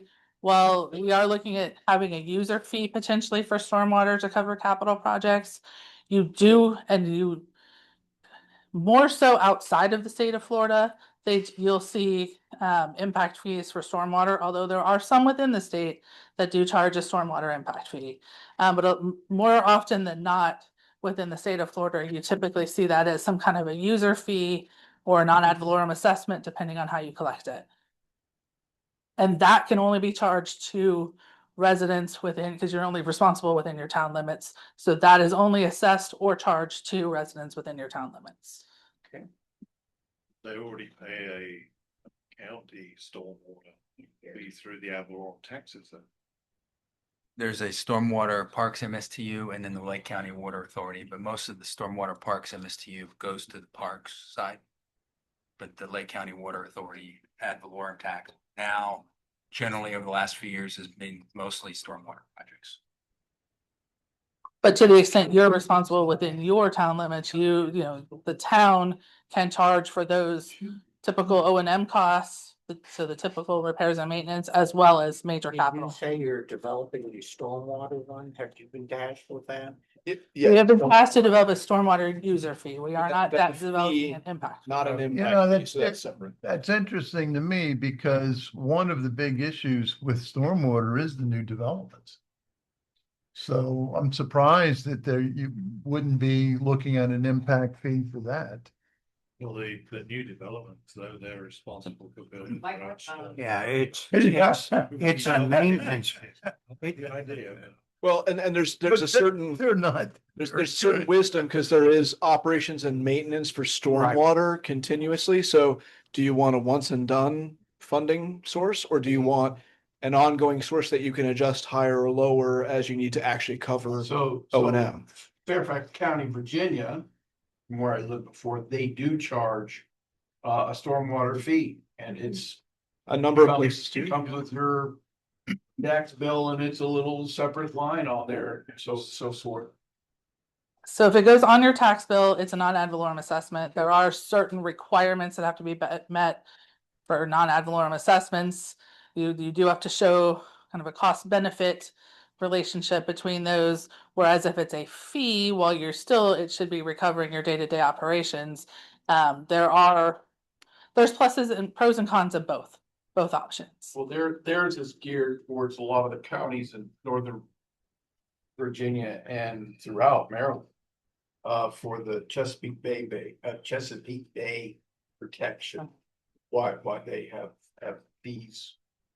Pretty much, well, yeah, the entire state of Maryland, yeah, and most of Virginia. And I know we're kind of off topic with the stormwater, but I know that was one thing we had initially looked at, would we be an impact fee?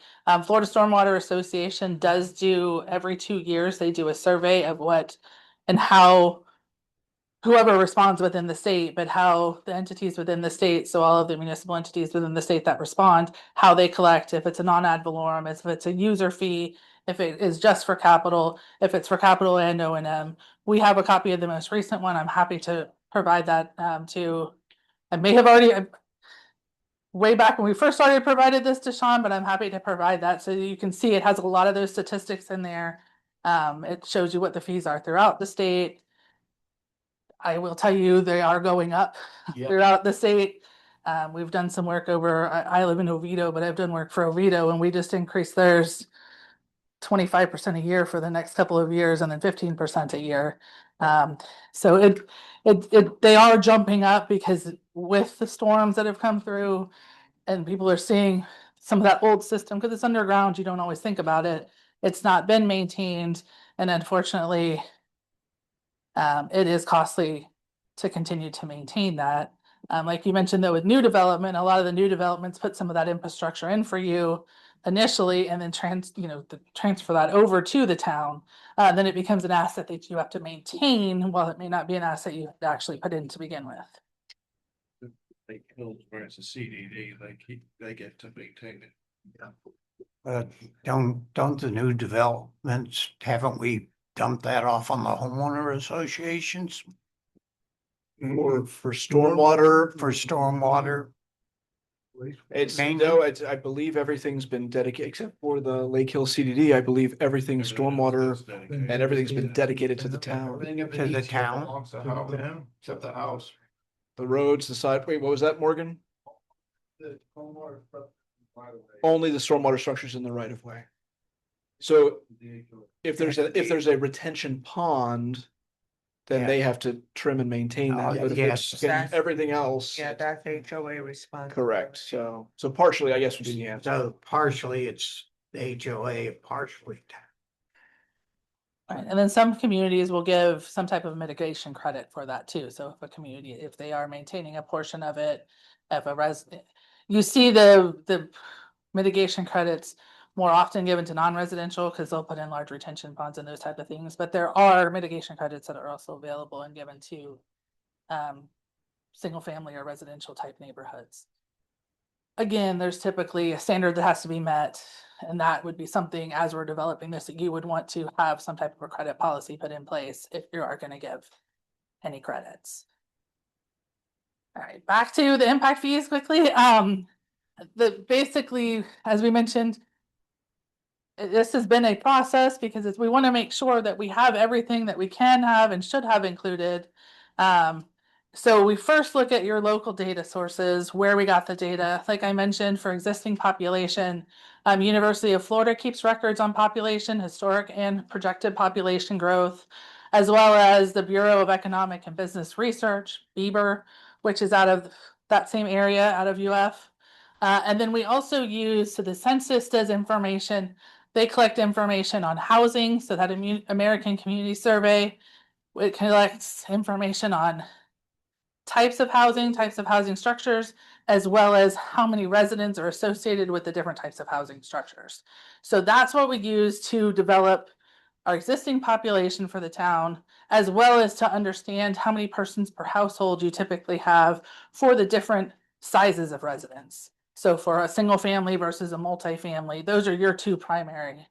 But if you had larger apartment type or multi-unit, it would help us understand persons per household in those units. Existing jobs, why we use that is we want to use that to understand your non-residential population, what type of businesses you have in the area, how that impacts roads and those type of things, how that impacts the people that are coming in and out, so the workers that are coming in and out. And that comes from On the Map. They provide information on the different industries and how many workers you have in those different industries. Like I mentioned, occupant densities came from primarily American Community Survey.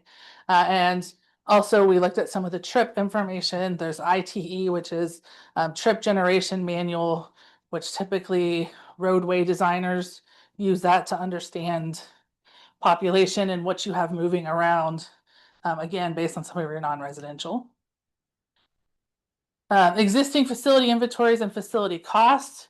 So that was information that you keep in your records. So that's your accounting records, your fixed asset listing. We took that and then applied and projected a current replacement cost new for that. Again, since it is not new, we do have to take an adjustment for depreciation. So for your existing facilities, we came up with a replacement cost new less depreciation.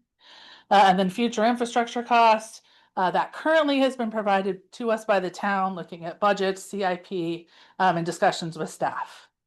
That is one item, like you said, you're having a strategic planning meeting. That is because that is a large cost of these impact fees going forward. That's what has taken us some time, is we still want to make sure we have everything that should be included and we really understand the timing of those projects. Just quickly, residential fees, your current impact fees, which were set back in 2008. For residential and for commercial, they use a square footage basis. We typically don't see square footage basis used as often for residential anymore. It's dwelling unit, because you could have a 2,000 or a 3,000 square foot house that still has a similar population inside, so 2 to 3 residents per household, that would have a similar draw on the resources around the community. However, if you're using just square footage, a 3,000 square foot house and a 2,000 square foot house would pay a completely different impact fee using square footage. So we're looking at recommending that you move from square footage on those two impact fees. So that would be the police and the parks for residential customers. Next slide, please. And again, why that matters is it's really aligning what impact households are having on your different services and structures, or your municipal, the different services that you're providing. And then the approach would be, we would have person per household factors that we've developed that are separate for single family and multifamily, and then their impact fee would be adjusted based on those person per household typical factors that we have. And next, please. This is just a quick status. Municipal, we've done all the existing facilities. We've looked at an allocated cost to residential and non-residential. Basically what we're doing is we're finalizing that fee. There could potentially be some impacts based on the strategic planning. We want to make sure that we have that in there, because municipal is going to be your municipal complex, libraries, and those type of things included in there. So we want to make sure we have everything in there appropriately based on any changes and updates you do to your plan. Police being an existing, we've reviewed the facility values and costs. Again, a portion of police is going to potentially be at that municipal complex. So that's been added in there. We're refining the service demands right now, because we're also we potentially look at some call data to see that while there is information on households versus non-residential and the number of workers you would have. Also, you'll see typically you may have more call outs to non-residential facilities, which would put a different allocation factor on how the cost would be allocated between residential and non-residential. So we're just refining and finalizing that. And then we should be available to have the projections available. Again, as I'm going to mention, existing are going to have some limits. So we'll have to talk about those in a minute on how much they can be adjusted. Parks is another existing. We have information, land values, those types of things for all of your existing assets. Parks is typically only charged to residential types of, because that's who's using your park facilities. So that one is basically, again, we're about ready to finalize that one with our recommendations. And then we're having to look at the change from the existing to the proposed.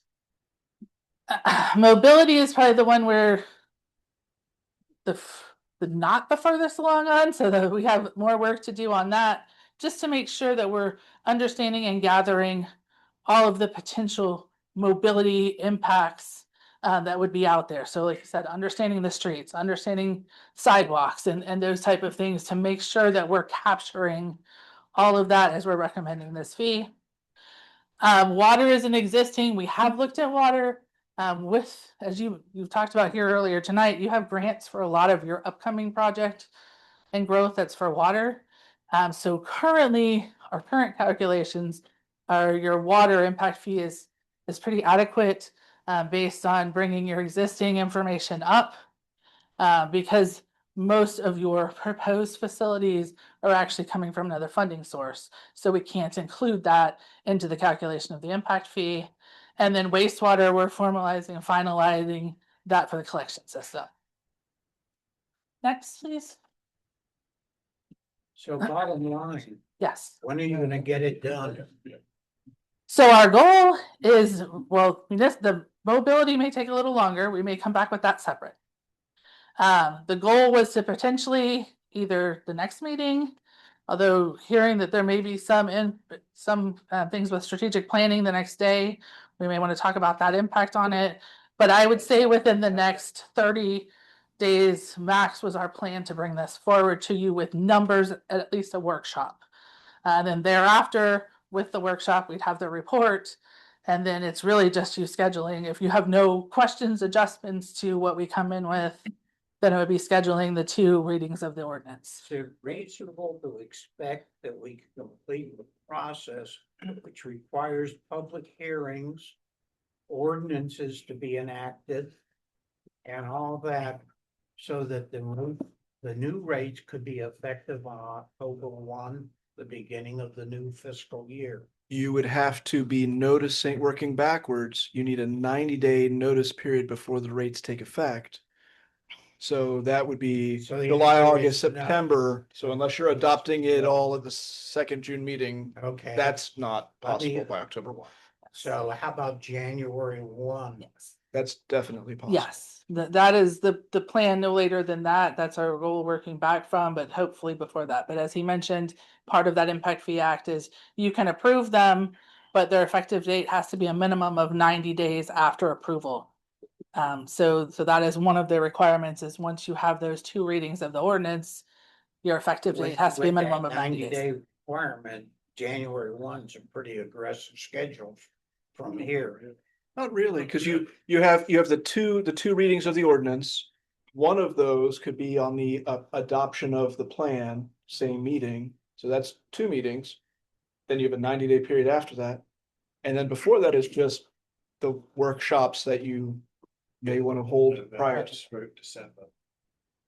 So You have to have them done by the end of September to make them effective January. So that would be the plan that we would potentially, depending on some of these things coming up in the next mobility, again, I'm gonna say that may have some additional work to be done. But the other fees, the plan was to, within this next month, try to bring them back to you final. So either I'm not sure if we're gonna make it for the next meeting, but you would definitely do your meeting in July.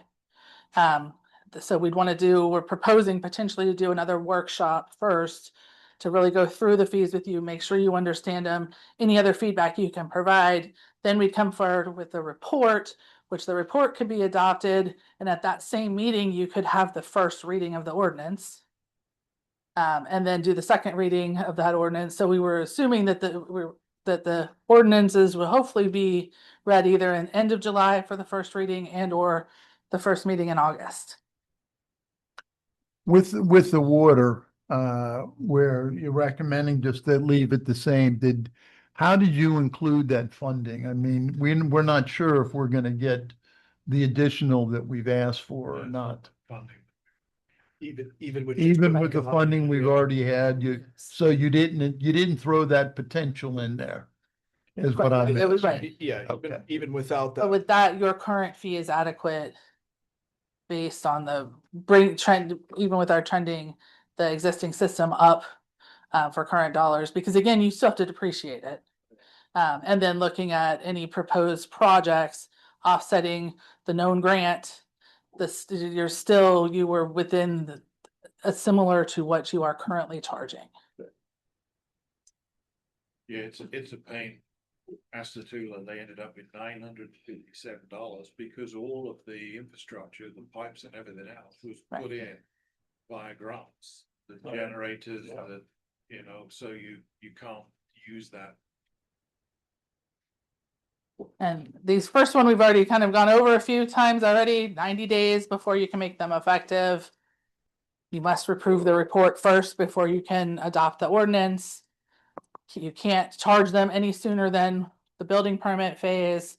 And then the last one is just technically you're supposed to have your impact fee funds audited to make sure that you're using them and in compliance with using them for growth related projects.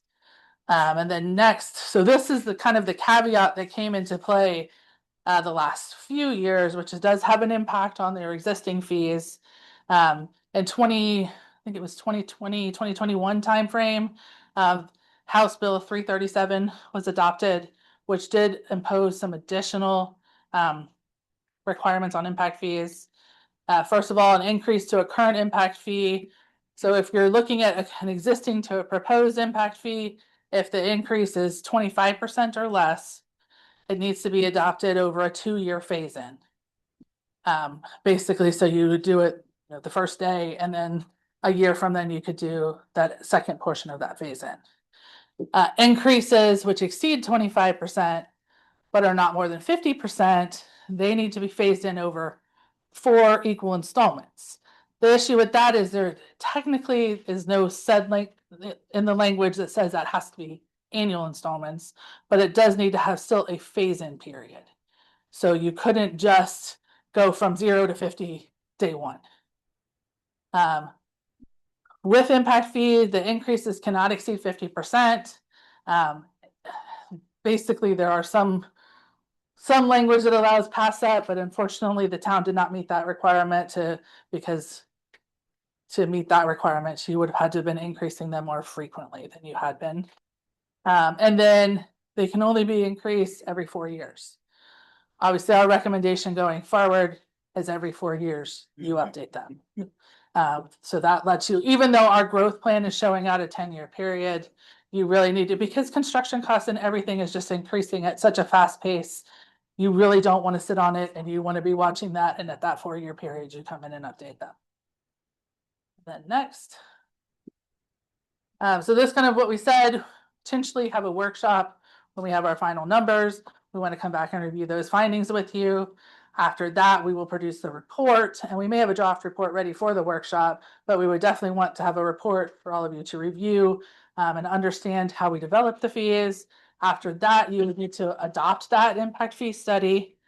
You would have the first and second reading of the ordinance, and then you'd put them in place with an effective date at least 90 days out. Now, this workshop's gonna be in the month of July, you think? That's our goal. Is I'm not sure that we'll have it ready in 2 weeks from now, but it would definitely should be ready in July. But if we do before, then it would be at the meeting on the 22nd. Is the public hearing separate from the reading? Yes. Okay. So, yeah, the reading of the So ordinance. then workshop July, public hearing August, first and second readings would be September. Workshop July, readings in July.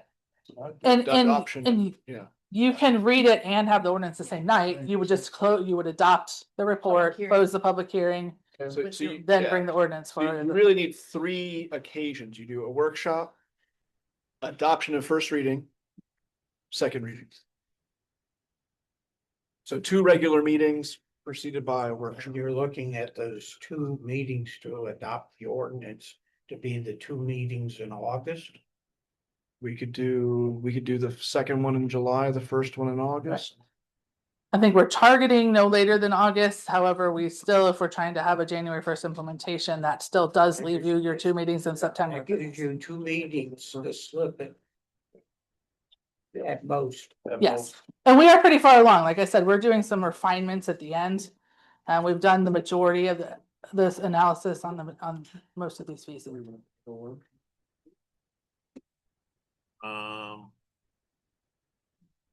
July.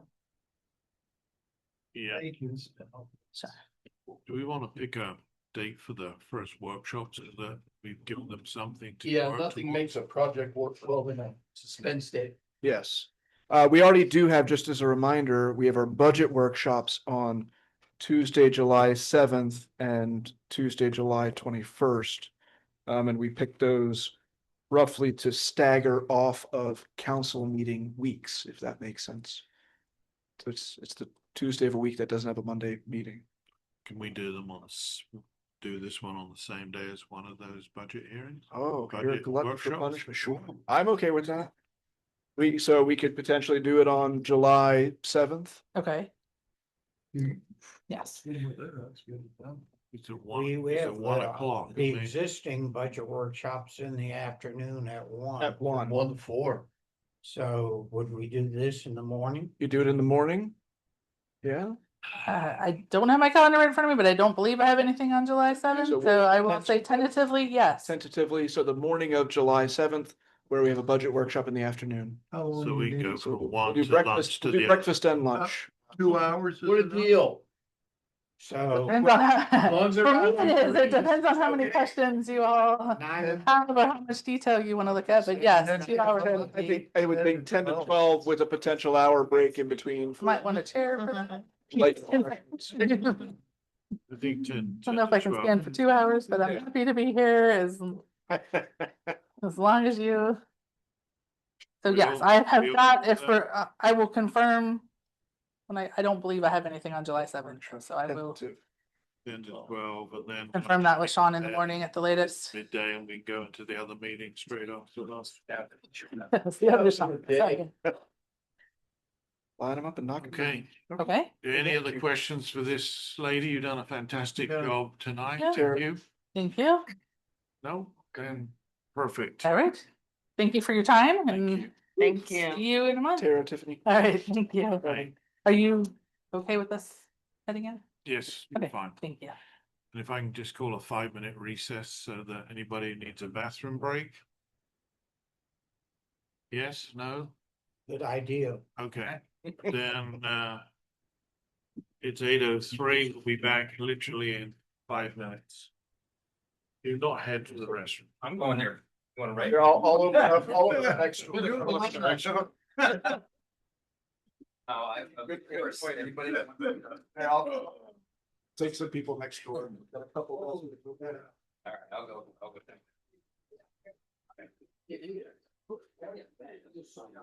Yeah, I know. It's just, it's friend of mine. 1999, so.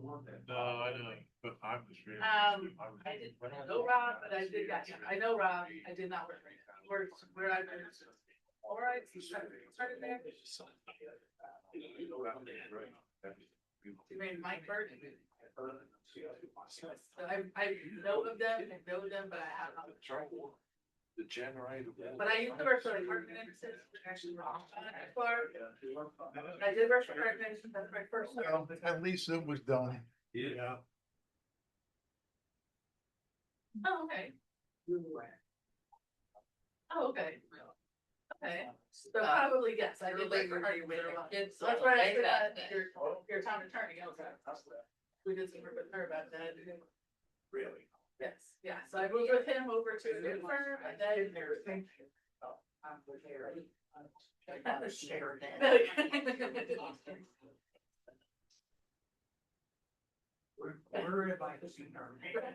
That's my thought too. I'm getting little faces sometimes. I'm like, I can't stand it. Right.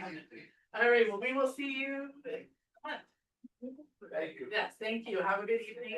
You guys sleep back there? Yes. That's not to do it. That's exactly what it is. I almost said something today. It will like see the world.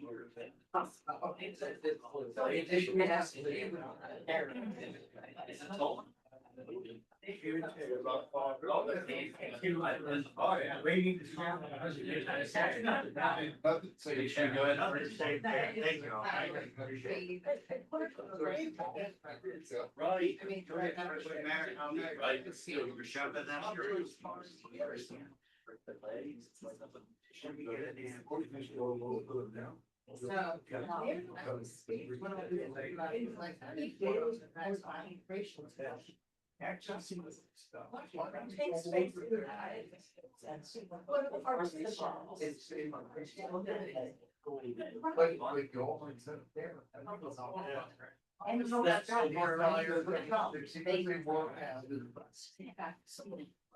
not saying you should.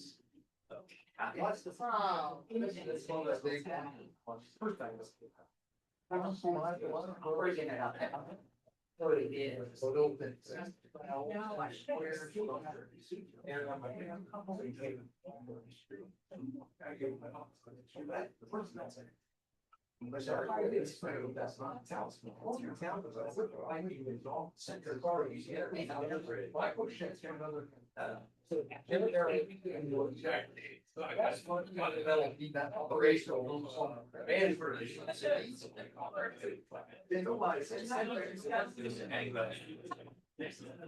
You know, well, here's how we say it.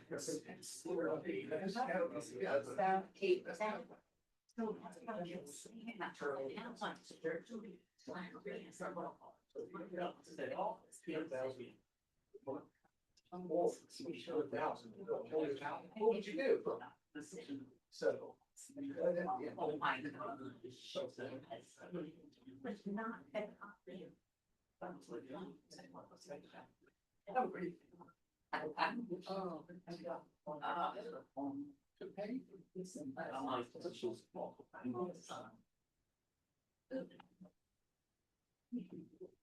There's questions.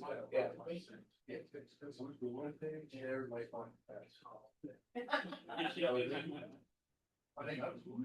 saying that. Smart.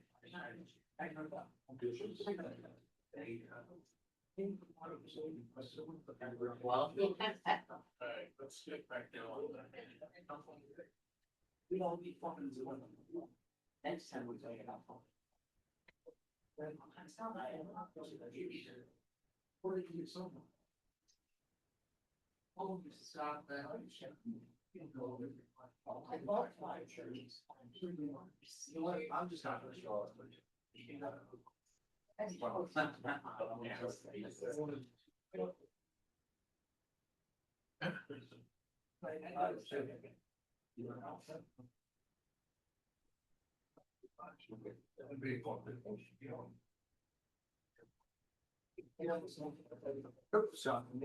How are you? I'm doing great. How about yourself? Pretty good. I saw Leslie, but didn't get a chance to talk to her. Oh, yeah. Today Where'd you see her? at the Republican Women's Club. Oh, was that today? Yeah, they had it out over in Mount Dora. Oh, they had what, like a luncheon or something? Yeah. Oh, okay. But she left early. I think she was hoping to talk, but she didn't have enough time because we had 4 congressional candidates there. Two from 6 and 2 from 11. Yeah. They're gonna get us on. They're gonna get us in, there's something on Wednesday night. I think maybe, yeah, Okay. at the Wall City. You might be able to catch her there. Where? That's at Leesburg. And Venetian Center. Yeah. Yeah, I think it's 6 o'clock, I think. Now, what is it? It's like a women's Republican. Another, yeah. Yeah, Yeah, they have nighttime one too. Right. Yeah. yeah. Yeah, she'll be there. I don't know, because I'll be there. My wife before she passed, used to drag me to those things, so I still go to them. It's Yeah. very interesting. They're interesting. Yeah, the luncheons actually seem to have more of a crowd, actually. Yeah. You know, We didn't have much today. I was surprised because this Really? was the best meeting. Of course, I knew one of the four. We had two from 11.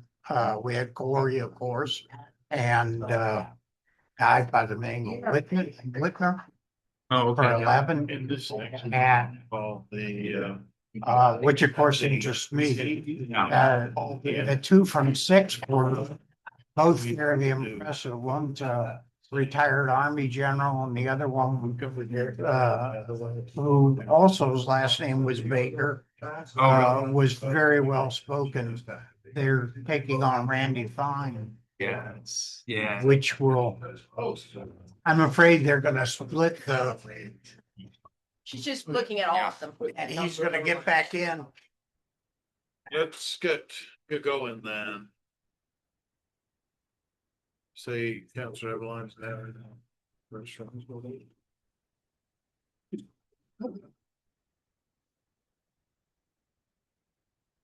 are we? Number 7.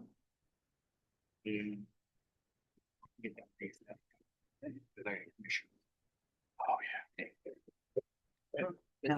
yeah. It's Thursday? Right. Some place called the Peeps.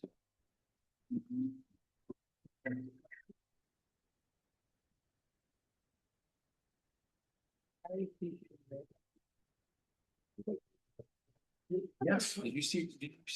Yeah, I did. Okay, I think. I sent it back. You returned, I got it, that's right. So would you look at appointing someone to take his spot till? So what would happen is, Or the does it governor, just wait till the election to Uh, elect a replacement? the governor could do a couple of things. I guess the governor could reappoint. I mean, appoint somebody, not reappoint, but appoint somebody and then call a special election. Which I think would happen because it's greater Yeah. than 2 years. Cause Yeah. he's still got 3 years left on his term. 2 years, more, 2 years, two Yeah, a years. little over two. Yeah. 6 months, maybe 2.5. Yeah, I think appointing somebody and then just saying, toss it in with the. Yeah, but you don't really want the governor. You never know who you're gonna get. All right, we're going to reconvene this meeting at 8:13 PM. We'll move on to item 7.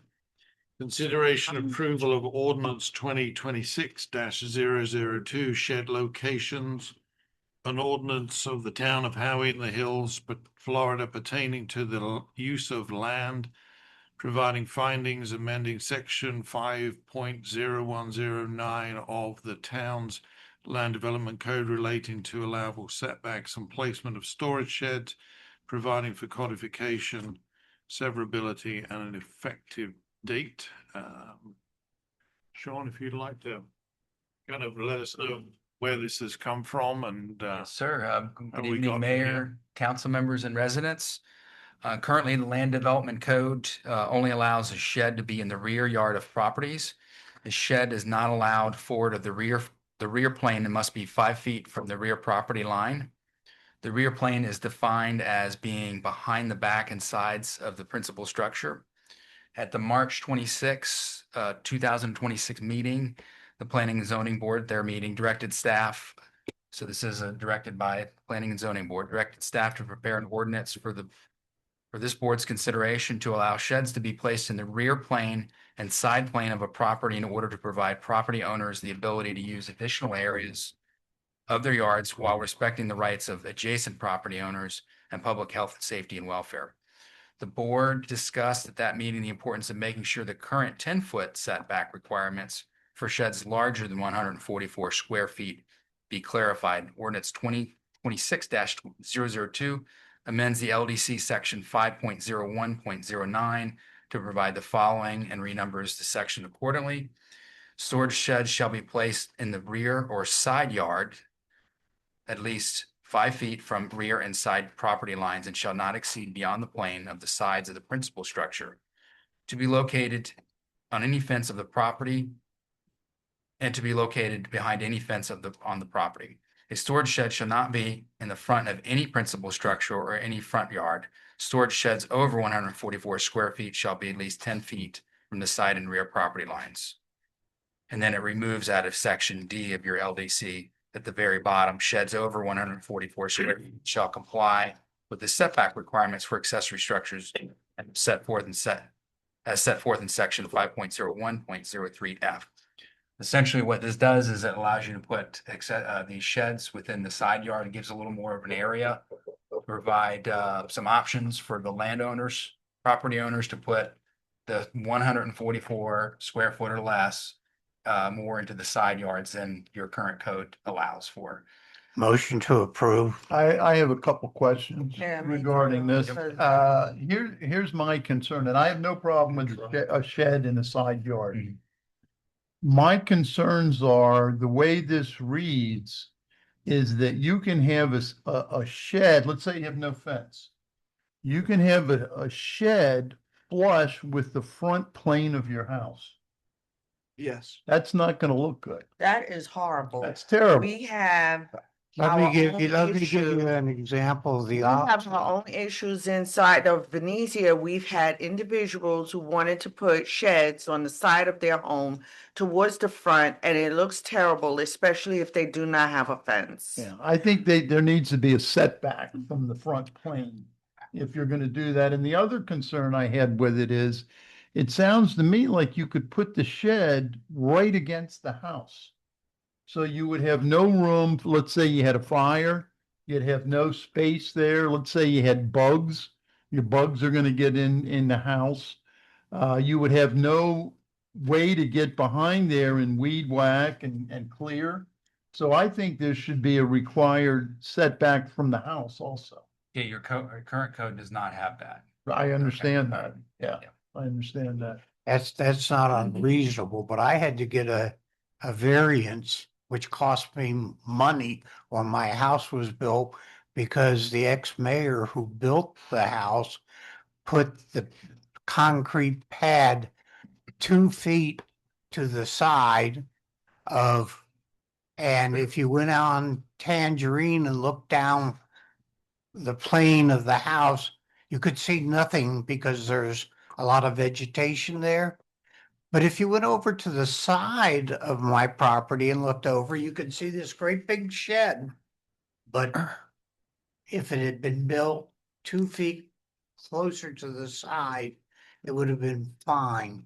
This was 4 years ago, and we went through heck over that shed location just because it extended 2 feet beyond the plane of the house. The rear plane of the house. The- I'm talking about the front plane of the house, and I'm Now, also I talking about understand the that. side.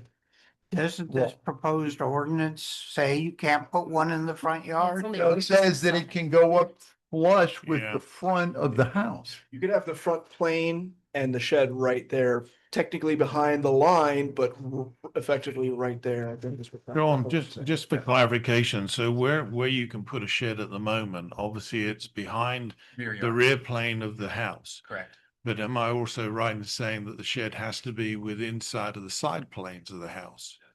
Yes, Currently? currently. Currently, yeah. Currently? Yeah. Okay, so I don't have much of an issue with it coming further out to the sides.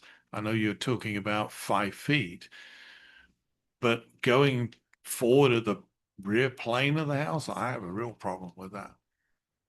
So you don't think a shed should be on the side at all? No, that's not what he said. Okay, then Well, I don't understand. what you- provide, if you like, if it's on the side, but it's at the back of the house, Okay, then it's closer to the Yeah. fence and you got 5 feet from the fence back and side. I could Yeah. live with that, but my question is, why are we bringing this up? for Yeah, today? that's my I question. Where think did this it- come I from? think it came from This Matt McDonald, It came from didn't planning and zoning. No, I understand. But why I did the don't planning understand. and zoning feel that they needed to, why is that?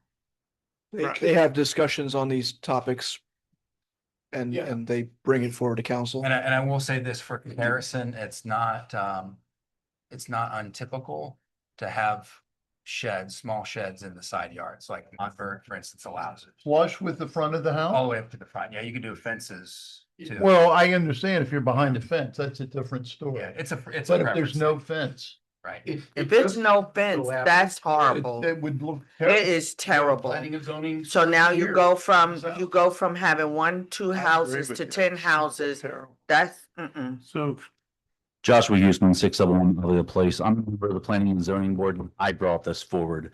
As Councilor Miles stated, he went through hell several years ago. I went through the same type of hell. I have a very odd pie-shaped lot. And then I have a ditch and an easement behind my house. I had planned to do more to the back of my house, so I was looking to push it to the side. When I did it, luckily I found loopholes in the code that have since been closed. To name it a workshop, I had to put it at 13.5 feet, and then they said, oh, well, it has to have electric. And I said, show it to me in black and white. They couldn't. I Well, remember. now that's in there now as well. So my biggest thing of bringing this forward was, why are we restricting homeowners' rights to their land? I get the easements. I get there still needs to be setbacks. But the reason I brought it forward, again, I have my shed there. And that's what it's labeled as at the end of the day, even though I called it a workshop. But the reality is there are plenty of people that need storage space. And putting it in the side yard, the reason this was even restricted at one point, it was a pet project from the former mayor. He basically said he didn't like seeing them in the front of the house, so put them behind the house. As Councilor Miles noted, that same mayor built a house, put it outside the house, and didn't follow the rules. And then the code enforcement person came and broke me up. We had a resident The shed was recently. already there, wasn't it? And he just moved it. It wasn't like a shed. We, in order to build our house, we had to move the shed Right. about Shed on- 15 I feet back. understand that. It's just, if you look at a lot of different parts of Old Howey, there are sheds outside the footprint because they were done prior to the code change. Now, and again, thinking about homeowners associations, they're going to have restrictions anyway. So even though we state that the shed can be up to a certain point, there are certain restrictions in the homeowners, like a fence. I know in Talashe, you can't be closer than 8 feet to the front. So you have to be 8 feet behind. That's a requirement. So the HOAs are going to be more strict anyway than what this is stated. Just like we can't do the big barn style at 8 feet. We have to be a plate height or a roof height of 7'4". So really what we were looking at looks nicer. as a board was stating, okay, how can we not restrict landowners' rights, allow them to have the storage, but still have some stipulations. Again, the 5 foot, the 10 foot, we felt that was reasonable. One thing Morgan brought up at our last meeting is also adding verbiage in there so it could be enforced by code that it cannot be in easements. It should be a given, obviously, but trying to make sure that we put that in the ordinance that they cannot place it in easements. I know there was one in Talashe several years ago that it was like 4'6" and they had to be at 5 foot, so they had to move it 6 inches. At the end of the day, though, what we're just looking to do is not be so restrictive. Yeah, There are plenty of people that want the space, but might not have the space in their backyard. Sure. I have no problem with the shed on the side. I don't. I just don't think it should be flush with the front of the house. Set it back a little bit. I think it should be flushed behind the rear of the house. I'm in Have it agreement with the mayor. But- I think that what happens is that is fine. And to your point, you're right. The HOAs do have those restrictions in place, but we're not only thinking about the HOA because we're looking at the town as a whole. I And understand. what can happen is now we have individuals with these sheds that are flush or, to the front of the home. And it's going to look terrible. And I don't disagree with that. Maybe It there needs was, to have a fence. right, and it states in there they have to be behind the fence. There's a requirement in the ordinance. Behind the fence. The new language in the ordinance, if you look on page 51 of your package, it says it shall be located behind any fence on the property. Yeah, but I read that as if there's a fence on the property, it has to be behind the fence. Right. If there's no fence on the property, then it can be flush with the front of the house. Could there be a caveat? That's the way I Put read it that. at 10 feet or 15 feet? I only bring that up because there is a person in Benicia we just recently approved his location. Now, he had a 144 that was over that size. He had no way to put it in his I remember, backyard yeah. behind. If you taken he could not put it back there. It had to be in the side Right. yard. It was very See, that difficult was a placement. situation. And I understand that we're gonna get those onesies and twosies, Yeah. but maybe if the house is 50 feet long, you say, okay, 10 feet, 15 feet, whatever arbitrary number, still allowing them to use the side yard, but not then saying, oh, you can't put it flush to the front of the house. I think the board would be agreeable to that as well. At the end of the day, you all make the decision. And again, for us, it was just looking at how can we give more rights to the homeowner, allow them more space, because otherwise that's just dead space. Like I would have loved to have put mine up a little further, not at 13 feet, at 5 feet or even 10 feet. And it was just an odd, I'm like 13 and a half feet. That came out of literally nowhere. I have a 5-yard easement, a side yard. So again, we're just trying to make sure that everybody in Howie has that opportunity where feasible. Obviously, we're not, if you don't want it at the front, totally understand. I just think that it should be, thank you, Josh, for bringing ma'am. this forward. Might just sit close. Yeah, just kind of hang out. I am in agreement with the idea of the shed being towards the back of the home on the side, but flush to the front and must be behind a fence. The reason being is one, it's if one person does it, then the next thing you know, you have the whole neighborhood doing it and it looks horrible. Would it be It doesn't look acceptable good. to the two of you if we said that the shed cannot be closer than 10 feet from the front plane? No. That'd be the great, no. 'Cause No. it's a flush with And that. I want it to the back, like the rest of the sheds that we've been enforcing in Venezia for folks to put it towards the back of the home. When it's on the side of the home, it looks terrible and they must have a fence. It just makes the neighborhood look. Let me Junky. ask you, what about the Trash. fact of it being against the, I don't even want to use that word, but that's, Yeah, I'm sorry. what do you think about that, about it being against, like, I don't mind, I see some people have these. When you say against the building, like how? Well, like building Towards the your rear? shed right against the wall of your house. Because you're not supposed to. You're You supposed to shouldn't keep be it a doing certain. that But it either. doesn't state that here. I think that goes to There's fire code and What- things like that. there's a code, it doesn't currently say that in your code. A lot of Yeah, it places. doesn't. Most places don't. Something we would need to check though is, there are some statutes, Yeah, regarding. I mean, I'm concerned with fire bugs. Now, I see some people have these little plastic ones. That doesn't bother me. But to have a structure, Yeah. I don't think that's a good idea. If there are other codes outside of the LDCs that prevent that, then we just need to copy that and put those into the LDC so there's no ambiguity about it. Yeah, all right, so putting it next to the house, though, could be an issue, or prohibiting that could be an issue, because we'll check, but I guess Heather and I can do that, but there actually are, Well, I if you believe think- there's a statute says now if you have a shed, it's supposed to be out of sight, meaning up against the house, out of sight. Well, So we we'll go, check. if we go on the basis that it's behind the rear plane of the With house house, back. but on the side, it's not an issue. Yeah, you won't, yeah, because there are a lot of sheds in Venezia. I mean, I Yeah. think almost every home except for us, we don't have a shed, but there. There's two of us. Yeah, but I can't have one. there's three. there, but Because of for those that had to, and it can't be plastic, it have to be wood, it cannot be metal. Because it needs to be the same color as the home. I mean, you're trying to live in exactly that. So I'm in agreement with the rear plane part, not against the building.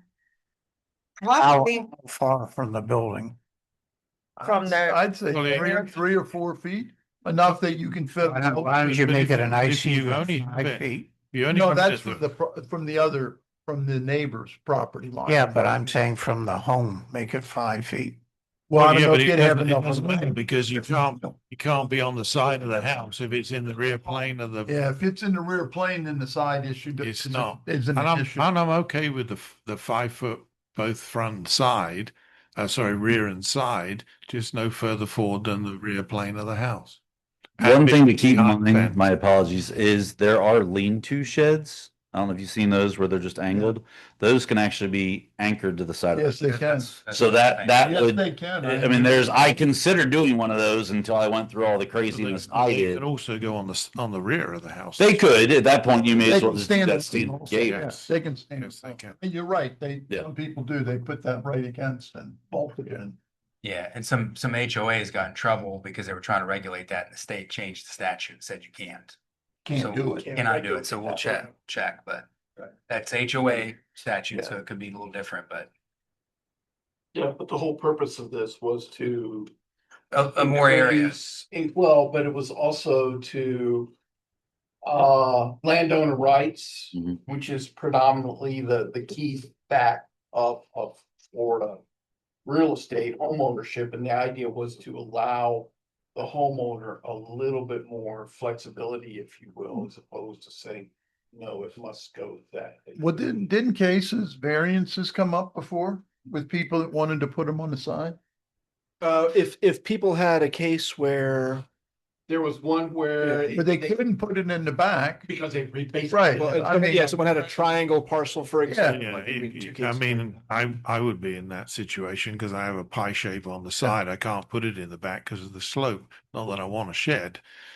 But the thing is that, a variance is if somebody can't, let's say there's a tree and they can't put it there because of the tree, they're not going to cut the tree down. Then I think a variance is a reasonable way to go. And we also did reduce the variance fees, I think, in the last go around. Maybe I didn't. Yeah, we did. But anyway, But we that's reduce it too. that's where I It used to be stand outrageous. on It it. was outrageous. It's not outrageous. So, Where do we go? so I'll make a motion. So the motion is that I'd like to make a motion that it is permissible for a person, a homeowner, to have the shed in the rear plane of the house on the side, behind the rear plane of the house on the side One side, is fine with a fence, meeting the setback requirement. meeting setback. which is 5 foot for a normal size and 10 foot for a What 144. you mean with the fence is if there is a fence, it has to be behind the fence. Is No, that it's correct? got to have a fence. That's what she's saying. Right, which even if it's just behind the rear plane, but not in the sides, are we now adding a requirement for We the have to fence? have a No, fence. that's what, No, No, because it's no. then not visible. No, It's but- only if yeah. it's visible. okay, From the I'm side. just saying, from the verbiage, that point was not clear either. It sounded like we're adding a fence requirement regardless. Yeah. Let's go this. So I understand, I'm sorry, Mayor, do you want to get a second? I'll second. Okay, before I interject. All right, so what I understand is, so what your proposal then would be to. This is the rear of the house. Currently, you can have your structures here.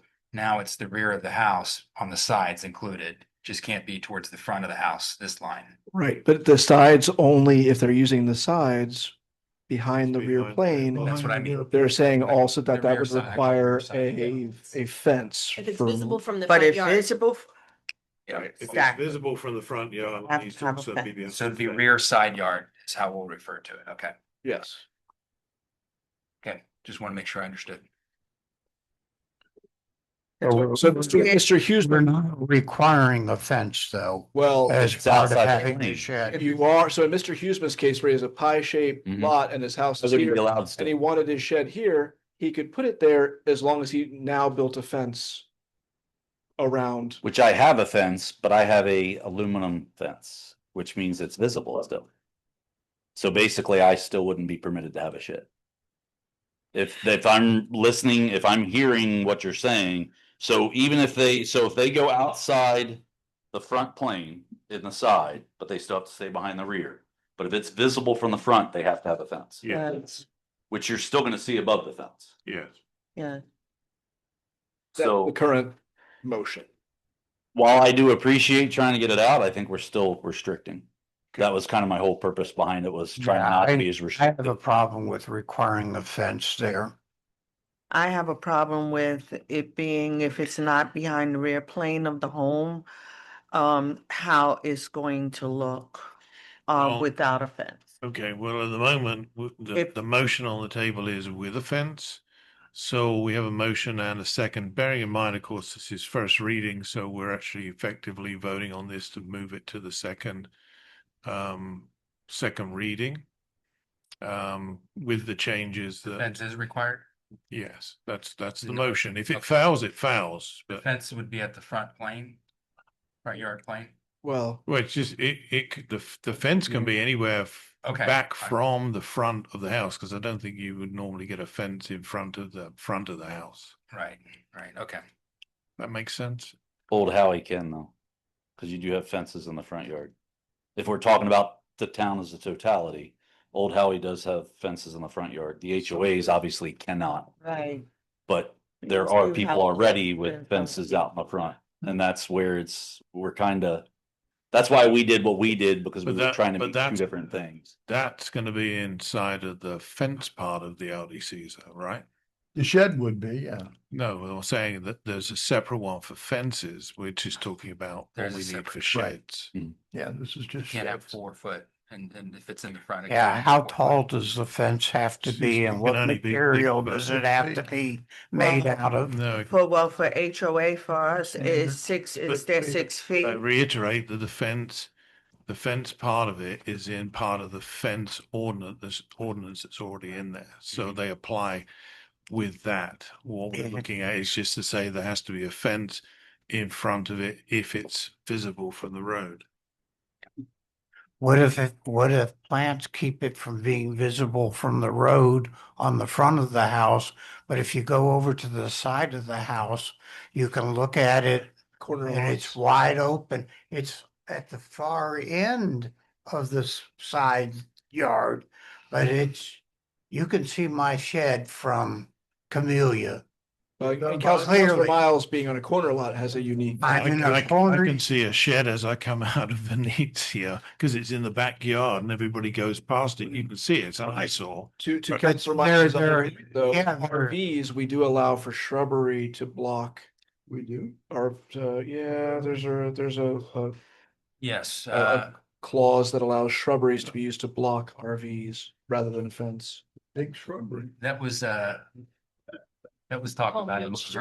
Just before we move forward, can I just have a motion to extend the meeting as well? Because we're at 20 to 9. A motion to extend 30 minutes. second. All in favor, say aye. Aye. That'll take us to right about 10 past. So let's. These are the ones. Sometimes these are the most. All right, let's hold it there for a second. Let me just open this up for public comment and anybody else that wants to weigh in on this. Seeing none, I'll close public comment, bring it back to council. We have a motion and a second. Do you have all the details I think I between got you it. and Heather? I You think got that down? Yes. Can we you will make just sure- reiterate the motion then, Sean, and then we can vote on it? Okay. The motion would be to allow accessory structures, sheds in the rear side yard. And then also in the rear, which is currently permitted, but cannot exceed it must be, geez. Now you got me tongue tied. So it cannot exceed the front plane of the house. Say that last bit again, sorry. It rear- cannot exceed the rear plane of the house. I'm Correct. sorry. Yeah. Yes. Yeah, here's the front plane. I got the rear plane here. So I drew it out to make sure I got it right. Okay. If this were the house, it's everything on this side back. Yes. Yes. And We should have a diagram with that. Yes. And the I'll setbacks, do that next time. We can bring drawings. the setbacks are 5 feet less than 144 square feet and Correct. 10 feet if it's 144 Yeah. square feet. Nothing else changes. You're still only allowed to have 2 ones that are greater than 144 square feet, still have to be architecturally similar. So none of that's changed. Okay, And if it's visible from the front yard, still need the fence? yes. Yes. Yes. Yeah. All right, That's we the- have a that is the motion and a second. We need to do a roll call vote to move this to the next reading. Can you do that, Jessica? Counselor Oberline, Yes. Counselor Lanneman, Yes. Counselor Arnold, Yes. Counselor Miles, No, Mayor Wells, Yes. Okay, it passes 4-1. You're creating more problems. Well, we didn't bring the problem forward, so. Item number 8, consideration and approval, again, first reading ordinance 2026-003, fencing requirements. An ordinance of the town of Howey-in-the-Hills, Florida pertaining to the use of land, providing findings, amending subsection 5.01.07 brackets D and brackets F and H of the Land Development Code relating to chain link fencing in residential zoning districts, providing for codification, severability, and an effective date. Sean, All right. again. Yes, sir. Okay, this is regards to chain link fence. Chain link fence, it has been unclear. This was also brought up at the Planning and Zoning Board on March 26, 2026. It is unclear as to what districts, zoning districts, chain link fences would be allowed and to what types of chain link fence would be permitted. So what this proposed change to land development code would allow chain link fence permitted in all residential districts, but it must be of green or black coated chain link fence. So it must be one of those two, including black or dark green coated chain link fence. So I'll read it, but I was just trying to summarize everything for you, but essentially it would allow in all residential areas, fences can be black or dark green coated chain link. And there are houses in Howie that have that right now. Right, and part of the difficulty with this as well is not red or green versus black or whatever the case may be, but there are two sections of the code that one seems to forbid or prevent it by not allowing it. Correct. And the other part seems to by explicitly stating what kinds of material can be used.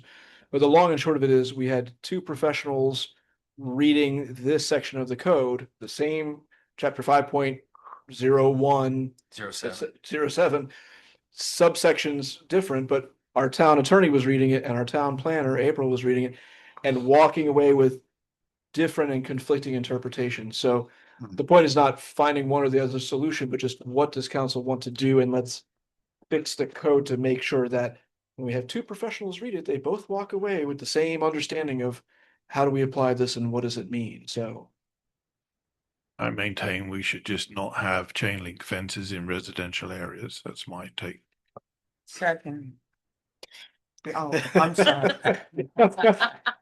was that a motion, Mayor Wells? No, It wasn't a motion, just saying that. Chain link fences belong in, I did homework and in my mind, chain link fences belong in parks, agricultural areas, Which is where institutional. they are in the There are code. places like that. Residential, you start having chain link fences. You just had someone come in the beginning of our meeting talking about the way the town looks and how,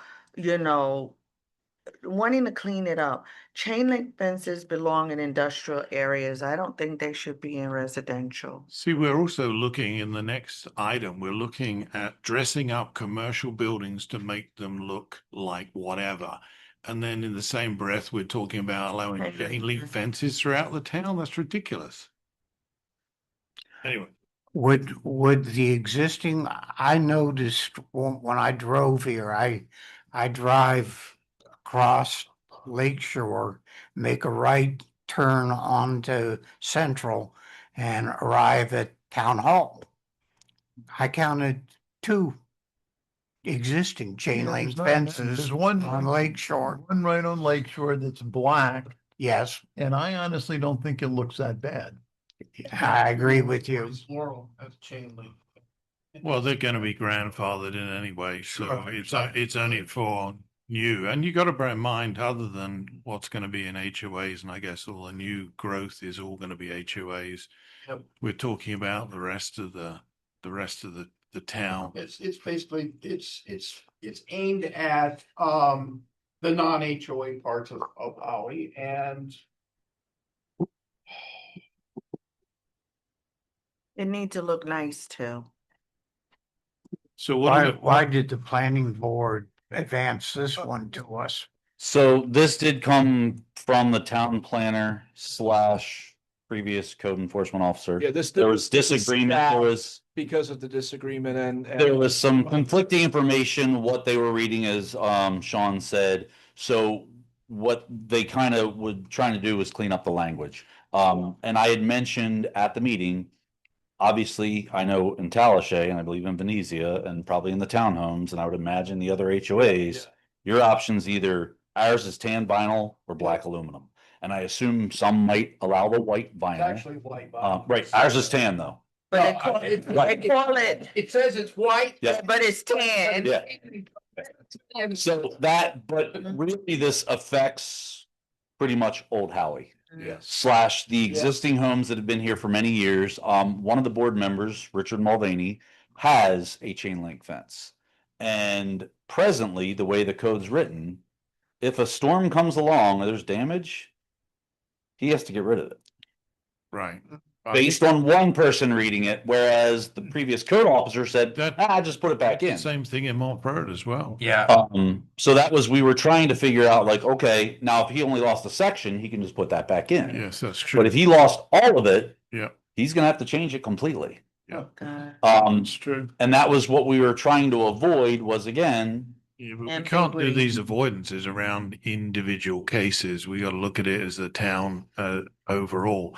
What do we need to do with the code in order to put right this ambiguity between Okay, the what code. you well, and Heather think? Yeah, because the code, and I'm not sure you could maybe elaborate on the conversation with April, but more your conversation with April. But if you look at D, it says fences in residential areas shall be made of wood PVC, vinyl, decorative, aluminum, or chain link fence. Okay, so that's there. But then the confusion, I'm guessing, per your conversation, is further down in the code. It says chain link fencing is allowed in agricultural, rural estates, industrial, institutional, recreational, public zone. So if you just that's- take the chain link fence out of that first section that you said, does that if put you're it gonna get rid right? of chain link fence out of, you want to make it to just those zoning types, then you would need to take it out of that first section, correct? Yeah, the Yeah. first section deals with allowing it in residential but here's where I think the difference in reading it, Christina was the one that looked at this with April. And I think the difference in reading it was in the residential area, it's expressed it can only be black or dark green. That's true. And when you go to the other sections then. Because you can't have it anyway. No, you can have it. In the other sections that are not residential, but there's no You could have it, and you could have limitation. it in the on- metal, the typical Right. silver. No limitation on right. colors. The limitation on colors is in the residential area. That's in your current code right now. But also with the difficulty in that scenario that it doesn't Weird. specifically allow chain link fence in residential under D, oh no, sorry, H, H. which No, would also need to be fixed. expressly allows it in D. Correct. H is the one that just says everywhere else, it's just chain link. Rural estates with some ambiguity there, Yeah. residential. I didn't have an issue with reading, but. I mean, Could when you we, read it, could you we see- add the language about the green and the black to the other areas? And You can- also prohibit new chain link fences in residential zoned I'm areas? happy with that. You can do, Yeah. do whatever you want. And again, that's why we didn't make a recommendation. It's up to you.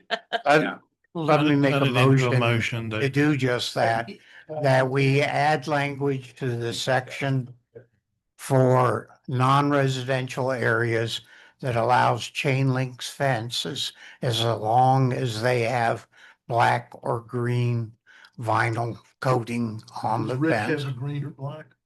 Wait, you're green or saying black. Non-residential, you want to have the green and black? No. Yes. Wouldn't apply to have. Yeah. one. For non-residentially zoned properties, they are allowed to have chain link fences as long as the chain link fence is vinyl coated in black or green. So for, let's say, Citrus And plant. or For the whatever. paragraph for residential, it's allowing chain link fences as allowable type out, take it out. But those that have them now would be grandfathered. Correct. Yes. It would be, Correct. you would put an Until effective they date on it. Second. blow away. So when you grandfather, do you want to allow in the event that, I don't even remember what your code says for grandfather. Catastrophe. Right, in the event that you lose more than 3/4 of the fence, then they need to now comply Permit, and they with. would not. Well, the other thing is, of course, it's not just if they get damaged, but a lot of these fences, they do get into disrepair. Sure. People drive into them and what have you. And if you got to replace the whole thing,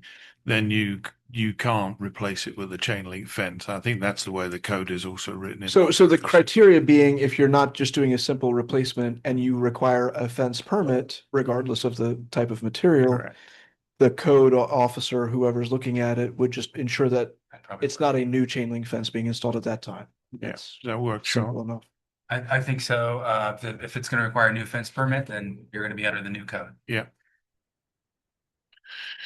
Okay. All right. We have, just you need to add to your motion that you're moving it to second reading as well, David. So just for the record. And likewise in the second is good. So we need a roll call vote on this. Oh, sorry. Any public comment on this item alone? Close public comment. I just have one. Andy Everline, 1012 North Lake Shore Boulevard. The only thing I want to say is I prefer a lot of the white. Sometimes the chain links looks okay, but with the white, can you do something about, there are some that are so black with mold that they have to be pressure washed. My Can that be? neighbors like that, but I think that's That's a code. That's a code. and it's also an HOA. So- thing as well. Give them my teenage son's number for pressure wash. It should be You do. decoration. That should be a That's what I'm saying. I need to send Tim somewhere or Right. somebody. You get the pressure wash. Just. Okay. Can we have a roll call vote? Everline, Yes. Counselor Landman, Yes. Counselor Arnold, Yes. Counselor Miles, Yes. Mayor Wells. Yes. Thank you. Moving swiftly onwards. This will be a doozy. Yeah. Consideration and approval, first reading ordinance 2026-004. Commercial architectural design requirements, an ordinance of the town of Howey-in-the-Hills, Florida pertaining to the use of land, providing findings, amending section 4.06.05 of the town's land development code relating to standards of design for non-residential structures, providing for codification, severability, and an effective date. Okay, so, thank you, Mr. Mayor. Currently, the Land Development Code in section 4.06.00 requires architectural plan requirements for all development that address details on primary and secondary facades, such as colors and materials, roofing, windows, doors, and other decorative elements to provide interesting variations in character. It does not, however, require a specific style of building. Planning and Zoning Board has discussed incorporating specific architectural styles that commercial development must use as defined in the Land Development Code. There's language in the Lake Hills PUD development agreement that references this, but it was never incorporated into the Land Development Code. At their March 26, 2026 meeting, they were apparently pretty busy. No, that was the problem. They didn't have anything to do. They were That's busy. why this stuff came up. The Planning and Zoning Board directed staff to prepare an ordinance incorporating specific style requirements for non-residential development. If the board recommends specific architectural styles be required for non-residential development, the LDC could be revised in section 4.06.05 to add requirements specified in this ordinance, enclosed with the staff report that you should have. Looks like that is the Florida Mission Revival Architectural Sheet on page 2 or page 63, 64, and to 65. That would add the requirements specified in this enclosed with the staff report. Okay, as I said, as this is subjective, is it totally up to you? So we haven't made a recommendation one way or the other on this agenda item. So is that clear? So it makes you. Oh, I was there. Yeah, I was there, I know why it was brought up. yes. John, you want, or Josh, you want to? So this was brought up, by Fran. And I think, yes, Fran and Alan, if you think about, I think their point behind it was getting more of the Spanish style. The storage facility agreed to do that. I think they approached Voluntarily. to do that. Nobody told them you should do that. Right. But they voluntarily did so. So I think that's kind of how it came about. I know initially when we first started talking, one of my big things was I was totally against it. Because I feel like, again, we're now restricting landowner Well, rights. the whole reason it was brought up, to be quite frank, is an effort to try to stop Publix from going in and the 7-Eleven going in. Because they thought, well, if we change land development code, we can make it effective immediately, then they have to adopt this Mediterranean style, Spanish colonial style to change their projects, knowing full well that the developers for both of those projects have said, if you put a requirement like that in there, we're not gonna follow it. Those have already been approved, John. It wouldn't affect those. Oh, they were hoping to get an effective. I don't see how you Yeah, I could. think it would still move forward. We had discussed that it Yeah, would move that forward. wouldn't affect. And I know one of the things that we had brought up, at least I brought up, one of my biggest concerns was I said, we had two styles. And I asked April and I said, okay, so we're restricting to two styles. And she had mentioned that within those two styles, there's probably hundreds in a flow chart that fall under it. And I think Sean and I had a conversation of what meets the Spanish versus Mediterranean, adding different things in there. So while it is still restrictive, it still has a very big flow chart under it. That was the point where I just said kind of like, look, it doesn't matter to me either way. Sure, I'd love to see that. I like the terracotta roofs. I like that slate, that clay and all that. I think that looks beautiful. Yeah, I but do then when think, when you're telling AutoZone that they got to put arch windows in and this kind of stuff, I mean, you when we come up in November, if this bill passes, we're going to be up creek without a paddle, and frankly, we're going to need those commercial buildings coming in. We're already set aside for where they're going to go, mostly on the south side. And if Thompson Grove gets done, there's going to be more in there. If you start putting these kind of restrictions on businesses that have a building that they know what they're going to build, you're just going to drive them to somewhere else, and we can't afford to do that. and that I do agree with that. That was one of my chief concerns that I had brought up. Exactly what John brought up. And that was where I had my concern. It was one of those things that I kind of weighed the pros and cons, and I said, would I love to see it? Sure. If we could change the code, would it be great? But I don't disagree with you, Mayor, that I do think being too restrictive will limit. And Sunoco doesn't have this. You can always ask them. Oh, and I think that's If the you big think thing. about it, we asked Publix, they agreed to certain things. We also, I didn't even realize it with Public wasn't aware of it, Graham. No, but we did ask them to do Yes, certain but things. it was too late.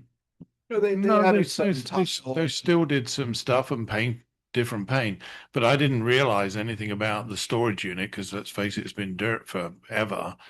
So they if agreed to it. they've agreed to do something, agreed. there's There's nothing to stop. If Volunteered that. Starbucks come in there, you could ask them to do it, but I think They're not. imposing it on them is a real problem. I Motion to deny. Second.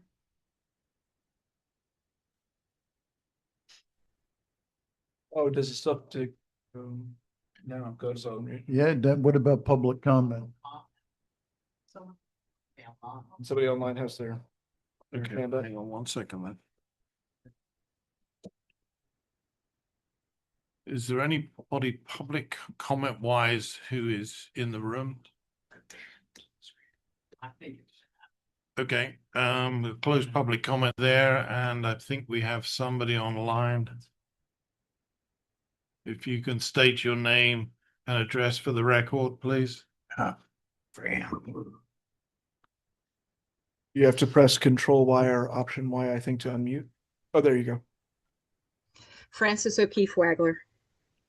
Thank you for unmuting me, and thank you, council, for letting me speak. The reason that we asked for this to come before you, and we brought it up to planning and zoning, was originally many years ago when the project for Publix was first written, it was supposed to be Spanish Mediterranean to look like Mission Inn. And as we see going forward, it looks like a big box. And if we want our town to look unique in its design, we thought that we should bring this forth. So, Councillor Arnold, you are incorrect in thinking that we wanted to slow anything down. It was for the general aesthetics of the town. So we looked at what 7-Eleven is planning, and it is a big box. So Publix had agreed originally to that Spanish Mediterranean revival style. And as we see to this point, it is not going to be that, even though we requested it. They said that they would do it. We requested it again. I know that Councillor Everline called them after the fact, and they said, as if we had only known that, we might have made consolation to that and made that happen for you if that was something that the town wanted. So we thought it would be a good idea to bring that forth before we do this explosion of growth. Thank you very much. Thanks, Fran.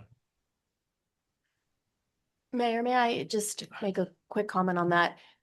I think if the Publix or the development agreement that had been with that group had been more strongly written, or the language had been mandatory in there, and like that goes to talking to the developer and seeing what they'll agree to, that would have been a different story. But that language was very soft in there, and I think I was part of writing that development agreement a long time ago, and that's what the town had negotiated with the developer. So I just want to say, if the council doesn't want to adopt this ordinance, if you want to require it and the developers agree, you can put a mandatory requirement in your.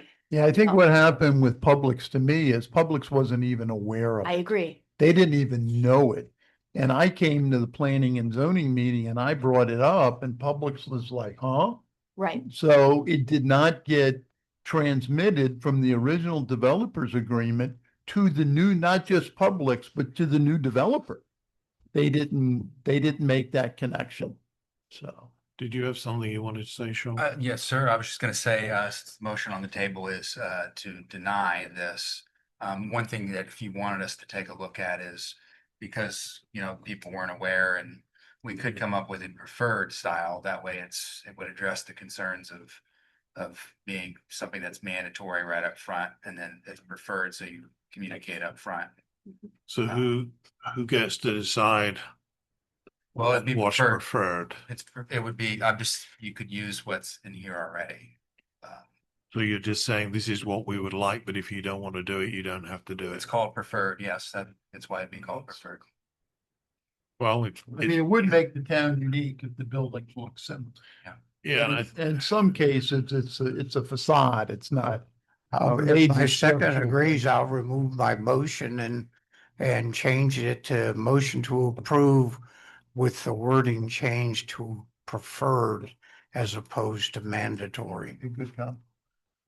Which still doesn't stop you from having requirements if you can negotiate it with the developer. Exactly. But I think to Heather's point, if you negotiate something and they agree to it, you need to hold their feet to the fire with the developer agreement. Okay, we have a new motion. Do you want to second that again, Renee? Sure, I will. Okay, we need a roll call vote and also to move this to second reading. Because it's preferred, but not mandatory. Correct. Okay, so that means that the developer can say, no, that's not what we're doing. Okay. So the motion is on the table to change that to preferred and move it to the second reading. We have a motion and a second. If we can have a roll call vote, please. Councilor Everline, Yes. Councilor Lanneman, Yes. Councilor Arnold, No. Councilor Miles, Yes. Mayor Welch. Yes. Motion All right, passes. we have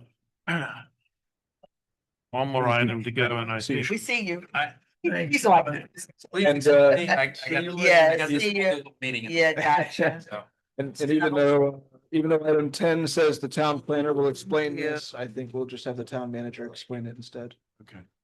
See you, Sean. take care. See you. Good night, everybody. All right, this of course is the longest title. Consideration approval, first reading, ordinance 2026-006. Police PD pension reduction investing period. An ordinance of the town of Howey-in-the-Hills, Florida relating to the municipal police officers retirement plan. Amending chapter 34, article 2 of the Code of Ordinances of the town of Howey-in-the-Hills, reducing the vesting period from 10 years of credited service to 6 years of accredited service, providing for an amendment of the plan documents and related provisions, providing for codification, providing for conflicts, providing for severability, and providing for an effective date. The town planner's gone, so the town manager is going to take us. I think there was a cut and paste issue. So we did talk about this recently. Council approved this reduction in the PD vesting period. However, in talking to the legal representative of the pension, which is not Gray Robinson, but they came back after the fact and said, oh, there really should have been an ordinance. That's the framework with which this should have been presented to and discussed by council to approve this. So effectively the previous vote, not that it didn't have merit, but it is being brought back to you in the correct format for your consideration and approval, with this, of course, being the first reading. So staff recommends that this be moved on to its second reading. This is missing something. Yeah, this was a trade-off in the original discussion about requiring if a new officer left within 3 years, that they would have to make a refund of certain training costs. That would be an illegal requirement. And yes, but where is that going to be put? Well, and again, this is direction to the plan administrator and the actuary of the pension plan. I So understand the town that. policy to do these other elements is not something that's going to the actuary and the plan manager and the plan attorney, because they're not connected to the plan. It's a separate agreement, and policy. So then how do we put the other into effect, Heather? Is it illegal to Councilman Arnold's suggestion to have a requirement that if somebody leaves within 3 years, they have to refund a certain amount of their training cost?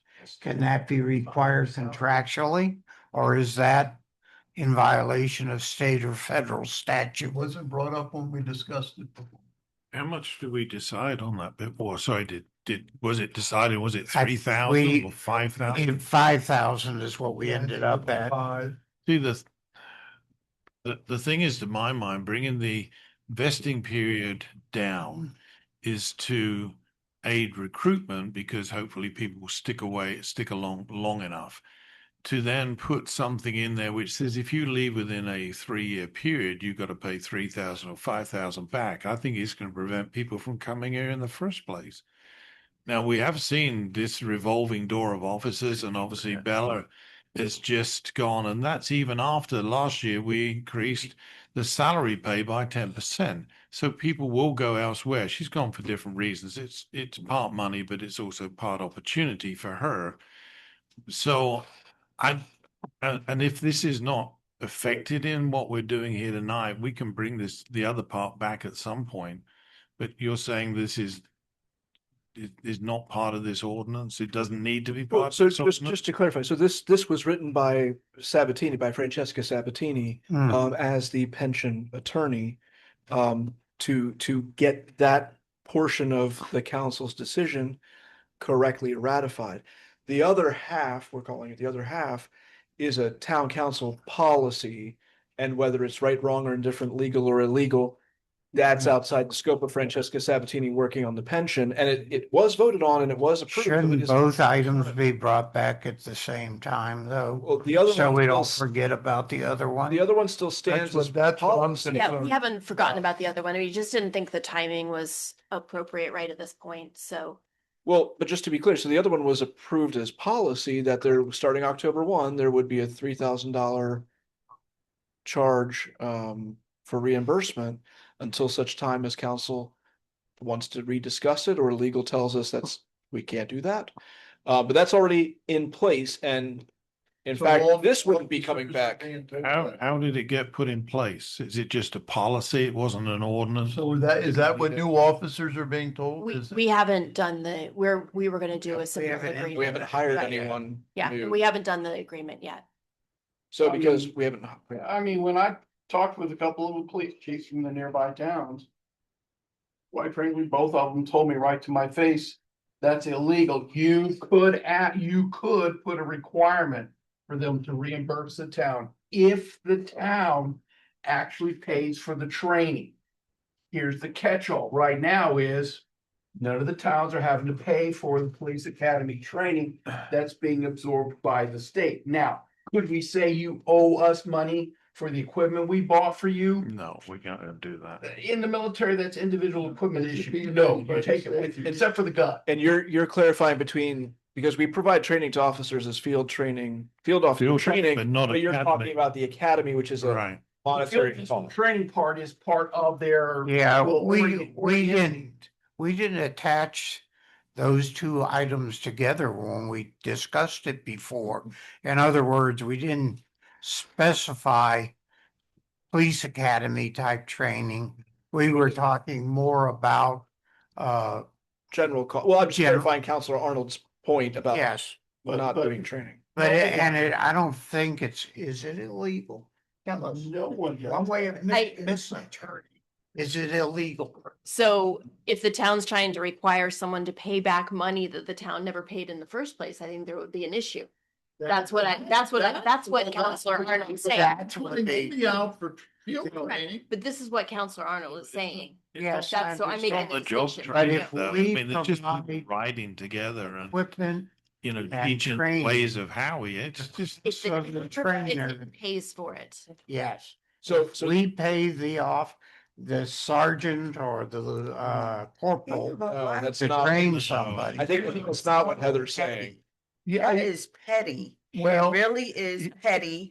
And it's ugly because if you have a new person, they have to have field training officer for the jurisdiction that they're in. And the people are getting paid in the first place. I mean, like, exactly what are we doing here? well, I guess the problem for me then is, and I hear everything you're saying, I don't disagree with you. Mhm. I'm not for reducing our vesting period to 6 years because I don't think it's going to do anything. These people. I think it's and I think it's a Maybe, good but our plan. people that are here 6 years aren't the ones that are leaving. It's the ones that come in, we train, they get a year under their belt and they leave.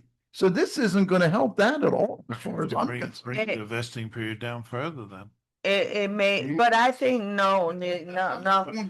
I just think that the vesting period from 10 to 6 is pretty decent. I know that the most of the time, right, the most of the time, regardless of what you think, your vesting period is 10 years. And when you get close to that 10-year mark, you tend not to think about going anywhere because now you're vested in your pension. Well, we'd already approved So- this change from 10 to 6. This is just really codifying it for us. Okay, so I'd like to make a motion, may I please? It's after 9. I know, it is, well, it's. Do we need to make another motion for extended Well, let's meeting? finish this one and then we'll see whoever wants to talk. Okay, I'd like to make a motion to approve ordinance 2026-006, police PD pension reduction investing period from 10 to 6 years, starting in FY And 27. just point of order that you're moving into the next reading. And I'm moving it to the next reading. You're saying FY 26, 27? It's FY 27. FY 27 is the year after. Is no FY Well, '27. this, Yeah. surely this won't make any difference. Right. Won't this just come into effect on the second reading of And the the, order? and the second, Why don't you say make it effective October 1, 2026? There's nobody between 6 to 10 years that would affect anyway, but it does say effective immediately, but it Yeah, doesn't. let's just technically leave, change just leave it that's as. fiscal year 2027. I want to keep it that way, please. Thank you. Maybe you want to change it.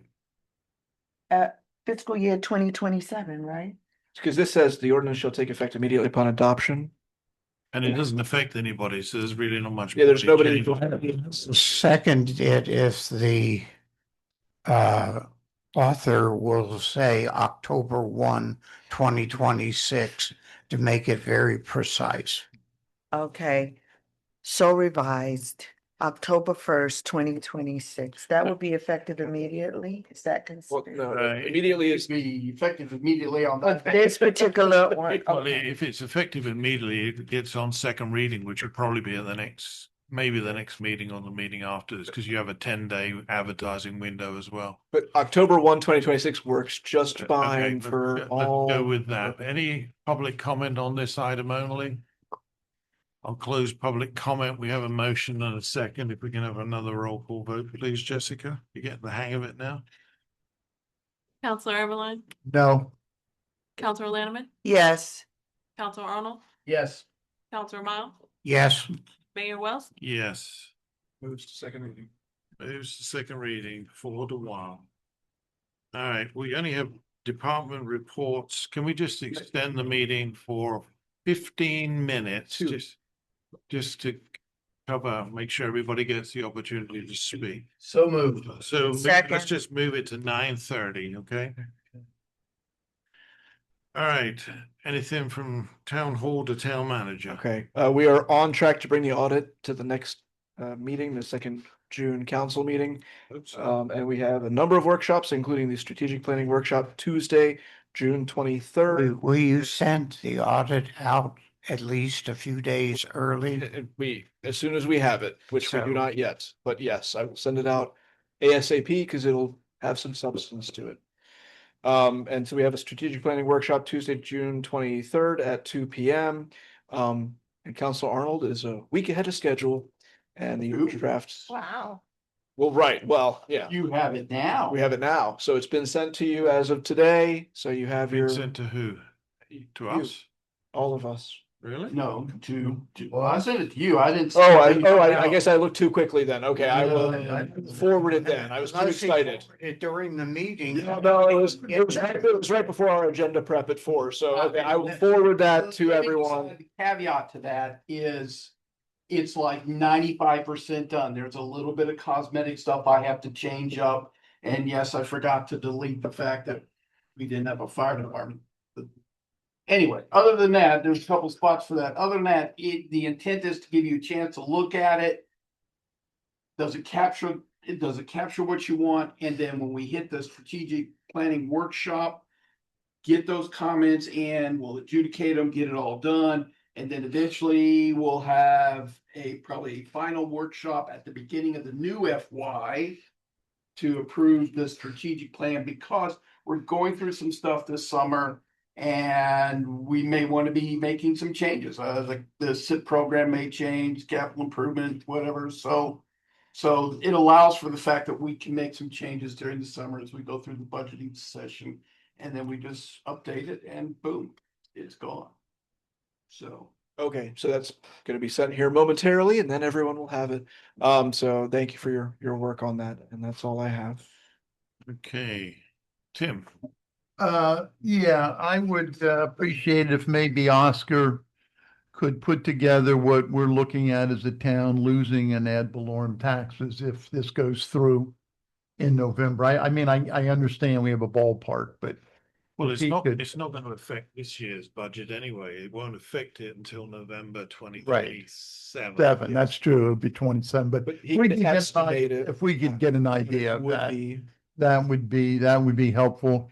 And then I would like you to talk with staff about what should we do as an outreach to residents to combat this thing. And on that point, we're gonna have to What be a did little you, bit careful. I didn't catch what you I said would there. like staff to discuss what we should do as a town to outreach, to talk to people about it and, so they can see where monies go. But we'll have some notes, talking to legal as well, because there's a certain point in the process where the town has to be careful what it does or doesn't do, what it says or doesn't say, or what it spends or doesn't spend in regard to putting out any messaging regarding that. So And to that end, that's why I also sent you Holly Smith's. Yeah, the League uh, of Cities says a lot of League of stuff. Cities, it's it's neither pro nor con. It just explains what it is and highlights the fact that there are no replacement revenues have been identified that the state would provide. There's plenty of stuff that's been out on Facebook from a lot of the cities saying about this. I think that it's logical, Tim, which I think is what you're saying, is that we put this out to people definitely before the election so that they understand what the potential is for this if this does go through. And I'd already talked to Sean about us starting to put something together that's going to do that. B Meeks, who I've known for years, she's a retired city clerk from Edgewater, and she just put something out and I was able to capture it before, you know what Facebook's like, it disappears in 5 seconds.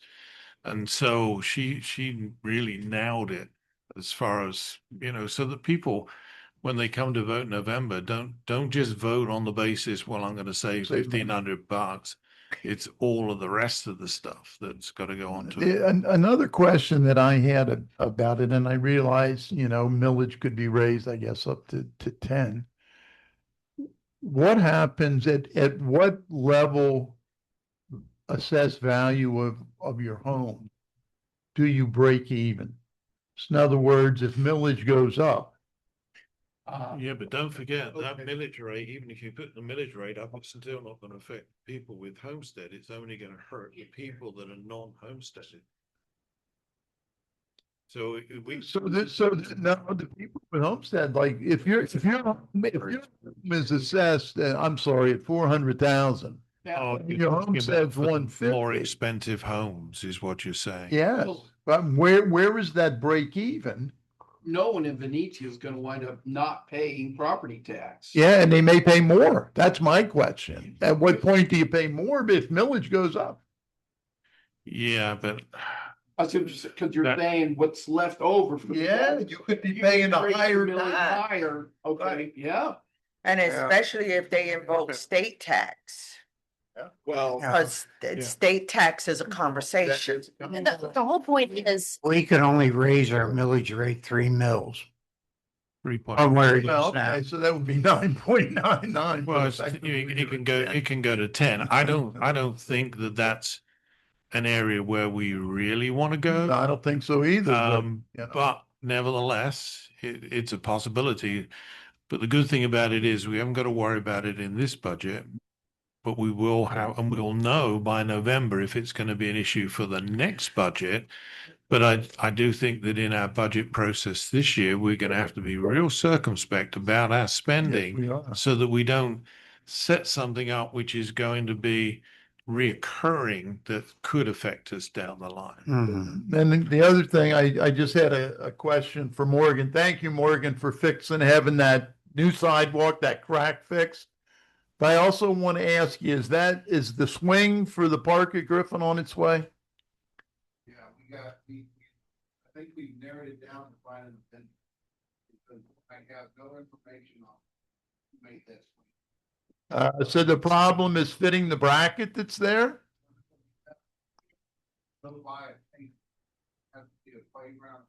Right, I understand. Yeah. Well, that's what I'm at. So it's the swing set that it is. You know what brand it is?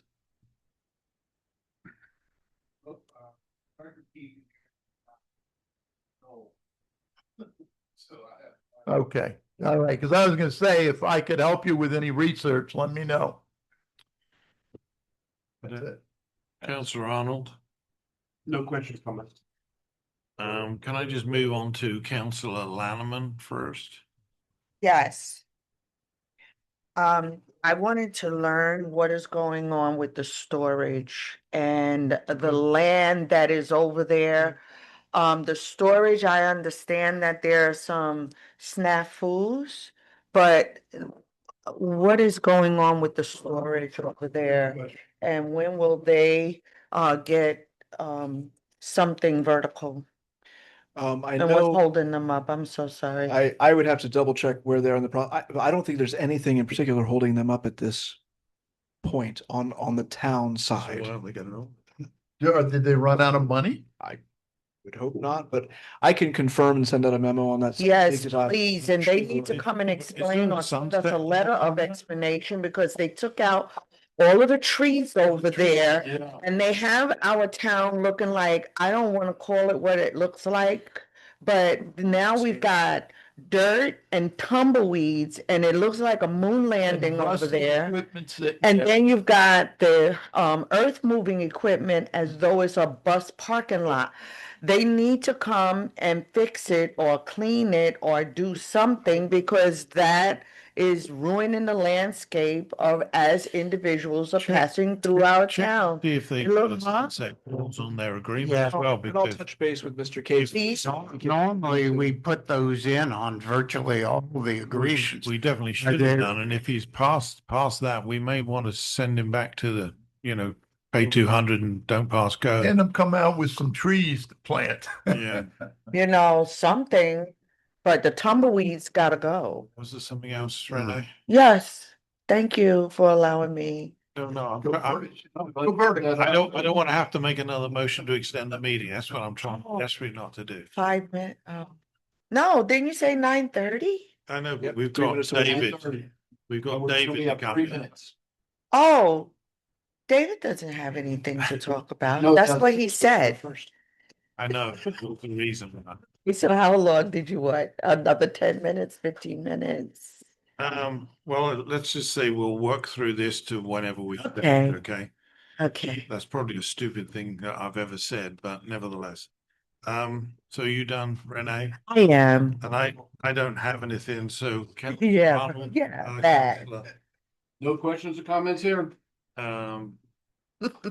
What's your name again? Councillor Miles, the Yep. floor is yours. Number one, have we put the 12-inch water main RFP on the street yet? Mr. Town Manager? Do we want legal to touch on that?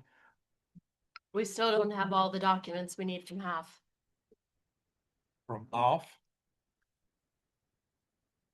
So we're gonna have a water plant No pipes. with no pipes connected to it. We should have had a performance clause put on that, then shouldn't we?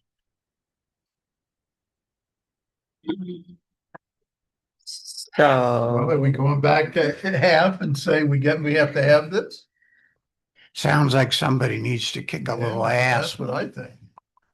I'm happy Okay. to follow up with him tomorrow morning and tell him how disappointed the council is. That's a great idea, I don't know Heather. though that, I mean, that's not really my. Oh, no? Oh, okay. The town manager should be in touch with I it. I talked to Mr. Troy Mitchell today, in fact. He's having some difficulties fulfilling all the requirements as set out by legal. But I can talk to Heather and get us to the point where we can move forward with that. But I did. Well, I know who This needs to be afternoon. knocking their heads together then. Okay, now the reason why the mayor suggested that we may be here for a while. I sent a memo out and to the town manager, which he responded to. And I info copied all of y'all with it, which outlined my position on the recruitment of a new police chief.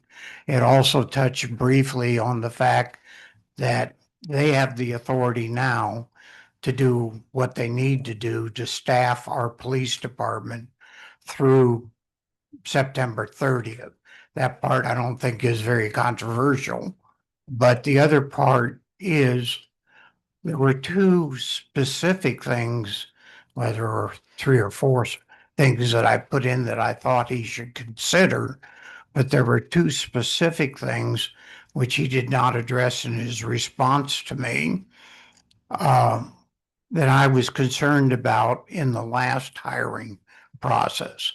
Number one was the fact that it was only on the street for 10 days. And I think I for think that we this both important want of a that. job, it should be on the street for 30 30 days days. to give enough Mm. quality. Because I think at the last one, you did select the best qualified candidate From the pool. from the group that Mhm. applied. But he, to me, he was the only qualified candidate. The other ones were not qualified to take the job. Hopefully, this time we would get more qualified And I candidates. 100% agree with you on the posting period of 30 days. Okay. The second thing is, I believe that as important as that job is in this particular town, you should have as much help as you can evaluating the candidates. And I made a suggestion that the mayor and the mayor pro tem assist you, and I picked them for a couple reasons. One is they are the highest ranking council people here. We voted and elected them to those positions. They're both very smart individuals. The other thing is, I think they represent both sides of the council here. You have differing opinions on things, on many issues. We need to have a good, solid police force as we move forward and as we expand it over the next 5 years to 20 or more officers. The person that fills this job has got to be a good quality individual that has his moral compass pointed very correctly and who can lead the force and organize the growth that's going to occur in that force over the next several years. That's So- That might be a sunshine law violation, because how is it? I don't know. I mean, because you have two individuals that you're asking, which I think, sure, I think that's wonderful. They But don't they're have going to be to- voting. They can interview at the same time. They don't have to interview at the same He time. wouldn't interview at the same time. Legal counsel. If you're having, it depends on how you want to set the process up. But if you're having, the mayor pro tem, the mayor and Sean sit down together, look at applications and narrow down the applications, that's a meeting that would need to be held in the sunshine because they're making decisions. Right. I mean, it just depends on how you set up the process. If they're looking at the applications separately and ranking them, say, on a sheet of paper, and maybe that comes back before a group, then that group then would be part of a sunshine. I mean, it just depends on it, however you want to do it. I can help with the process, but you need to come up with some kind of. See, I actually think that given the time, if it's narrowed down to one or two, I think every counselor should interview. Because that's, I mean, it is, that's an officer of the town. So here's a thought, and the sunshine is an aspect, and certainly we could bend over backwards to negate the sunshine aspects. But I would say this really goes back to a question of the charter and the management council form of government. And there is a structure, there is subsidiarity. We resolve certain things, try to resolve everything at the lowest possible level. We don't have counselors sitting on P and Z, for example, or P and Z board members on the DRC. Each group does their work. They raise it to the next level for review and consideration as it moves up the path. And I feel like if we have part of council in the process, then that takes some of the authority away from the other councilors who aren't involved in the process. But more fundamentally, no matter how we structure it, it really goes against the spirit, if not the letter, of the manager council form of Well, government. then to me, you don't have a manager council form of government. You have a manager form of government. Well, I would say you have the that's council what is you're doing the saying. ratification of the decision as laid out in the I charter. just think now, if you want to suggest somebody else, I think that having more people, first of all, you didn't interview all the people last time. You had a group of folks from the outside that shortlisted them and recommended a person, and you selected that person who happened to be an in-house candidate. Um, and I can't object from the group you had to pick from the fact that you picked the gentleman that you did. But when you have multiple people any time you're doing a personnel selection process, I think it's a good thing to have more than one person evaluate the individual. Now, because of the unique circumstances of the Sunshine Act, you would probably have to individually interview them as opposed to collectively interview them. But I do think that look at them as advisors to you that are senior representatives that have the good thoughts about the town at the forefront of their mind to make sure that we get the right person this time. Now, I put a couple other things in there, like making sure they understood all the pay and benefit. How much does it cost the town to pay don't put the lower end of the pay scale there, because this individual is going to cost us 150,000 a year, roughly, pay and benefits. Yeah. Pay and benefits.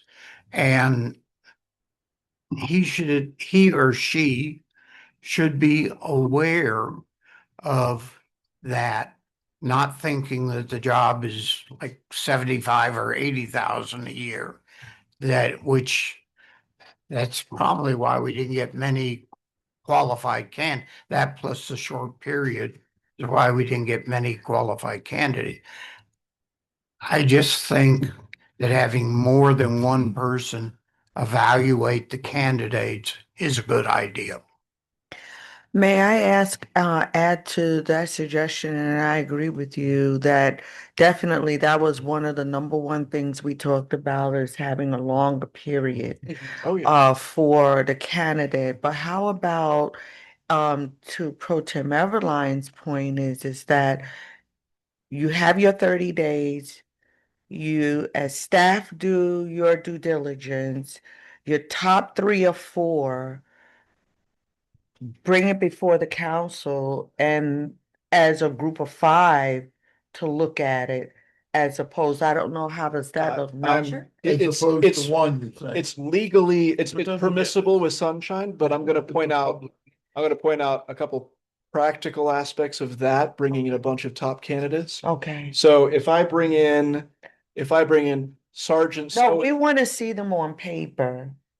Okay, well, We don't you're need saying to see within the them context of You're a gonna class. have, we had 4 police chiefs, ex-police chiefs, whatever, who were on the review board when the first time round. If we, to David's point, because he put in there, we should have different ones, and that may or may not be the case. But if you've already got those people, first and foremost, they have more experience than all of us, with the exception possibly of Renee, put together. I would have no idea with regards to new police chief's suitability to the job. Now, through my years of experience and probably with Tim and David and also John, you could probably look at 3 people and say, I just don't like his attitude. and therefore Mhm. maybe that reduces it down. We have that experience, but outside of that, Well, you know your town. yeah, I think that there is an element of that, but I'm also cognizant of the fact that, as Sean is saying, that the charter provides for the town manager to pick the person that he wants and then bring that to council. That's the way that it is written. And just as another point to reflect on, previous discussion when this came up was, why does the town manager pick a police chief? He knows nothing about policing. He shouldn't be the one to pick the police chief, was a comment that was made repeatedly. I brought in a council of police chiefs and captains to assist with that.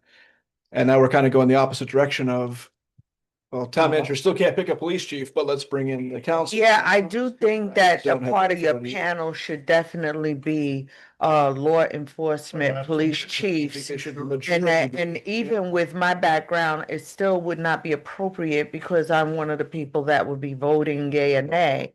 So with that is I think you still should go forward with that way of doing things. I know that this is David's time of speaking, but I'm in agreement with the 30 days for sure. No question. And giving us even an opportunity to see the resumes or whatever these folks submit when they are like serious candidates that are before We us. definitely have the opportunity to do that. The other thing, of course, is in Sean's defense, the police chief will report to Sean.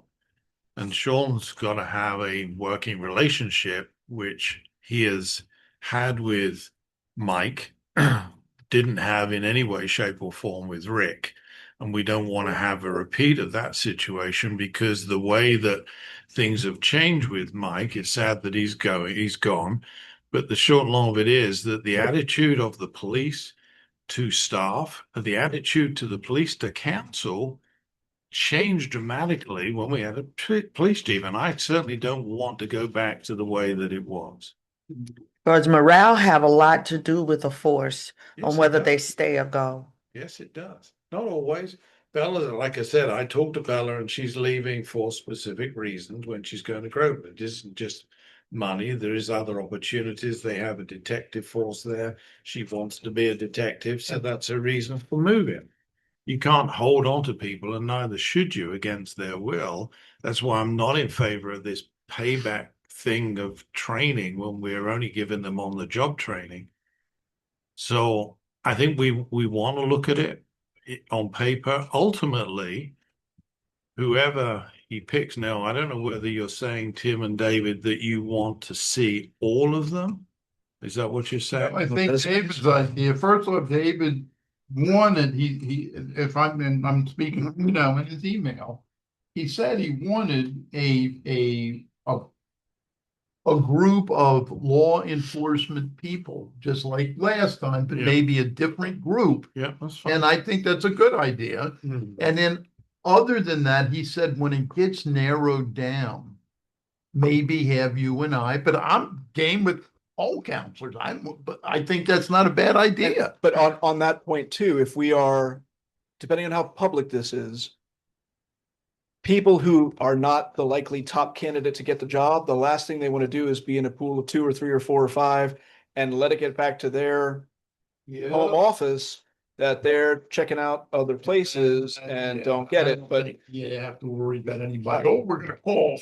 I don't know, when you look at the people that applied last time, most of them were either not employed as police officers at the time, or they were retired officers from other departments, mostly up north, that were looking for a second job and a second career. And actually, even Mike Gibbons was on his second career or third career, maybe. And so the type of individual we want to get has to know how to work with people well. In but a And, small town. and I It's a think small town, that's in, right. in a small town, yes, but they need to know how to work with people. And I think having multiple individuals look at them a second time, the town that I worked for 12 years required that of all department directors, that they had to be interviewed not only by the town manager, but by the entire council. Well, I thought that was a little bit unwieldy because there were like a mayor and 5 council, but I would like to see some advice provided, and chances are you're going to coalesce on the same person. I think that's a good point. If you get 3 people and they all decide that it's the right person, that tells you something. I think Mr. Case wants to say something. Is that why you I said didn't it know then? if you were leaning. You wanted. Thought you were holding your mouth. I just wanted to say, as a director here at the town, in my opinion, my professional opinion, we have a town manager. Let the town manager do his job. I think any involvement of the council on hiring employees for the town is just an overreach. But we do have to confirm that person. Well, look, it's quarter to 10. If we put the whatever the thing is that we're putting out for the 30 days, we have time. We can revisit this in that period of time before we even get to that. And it's not like we don't have an interim chief. It's not like it's just flake in the wind. He's doing an excellent job, by the That way. and- And I'm and- not just saying that because he's standing in the back of the room. Oh, he's. Or sitting. Okay. You can say whatever you were to say about him, Renee. Yeah, I'm done. Anything else for the good of the order? If not, motion to adjourn Motion at to 9:47. All in favor, say aye. We are adjourned. I've been sitting here for 10 minutes with Charlie for, so I could. Is that why you were? I know. Right.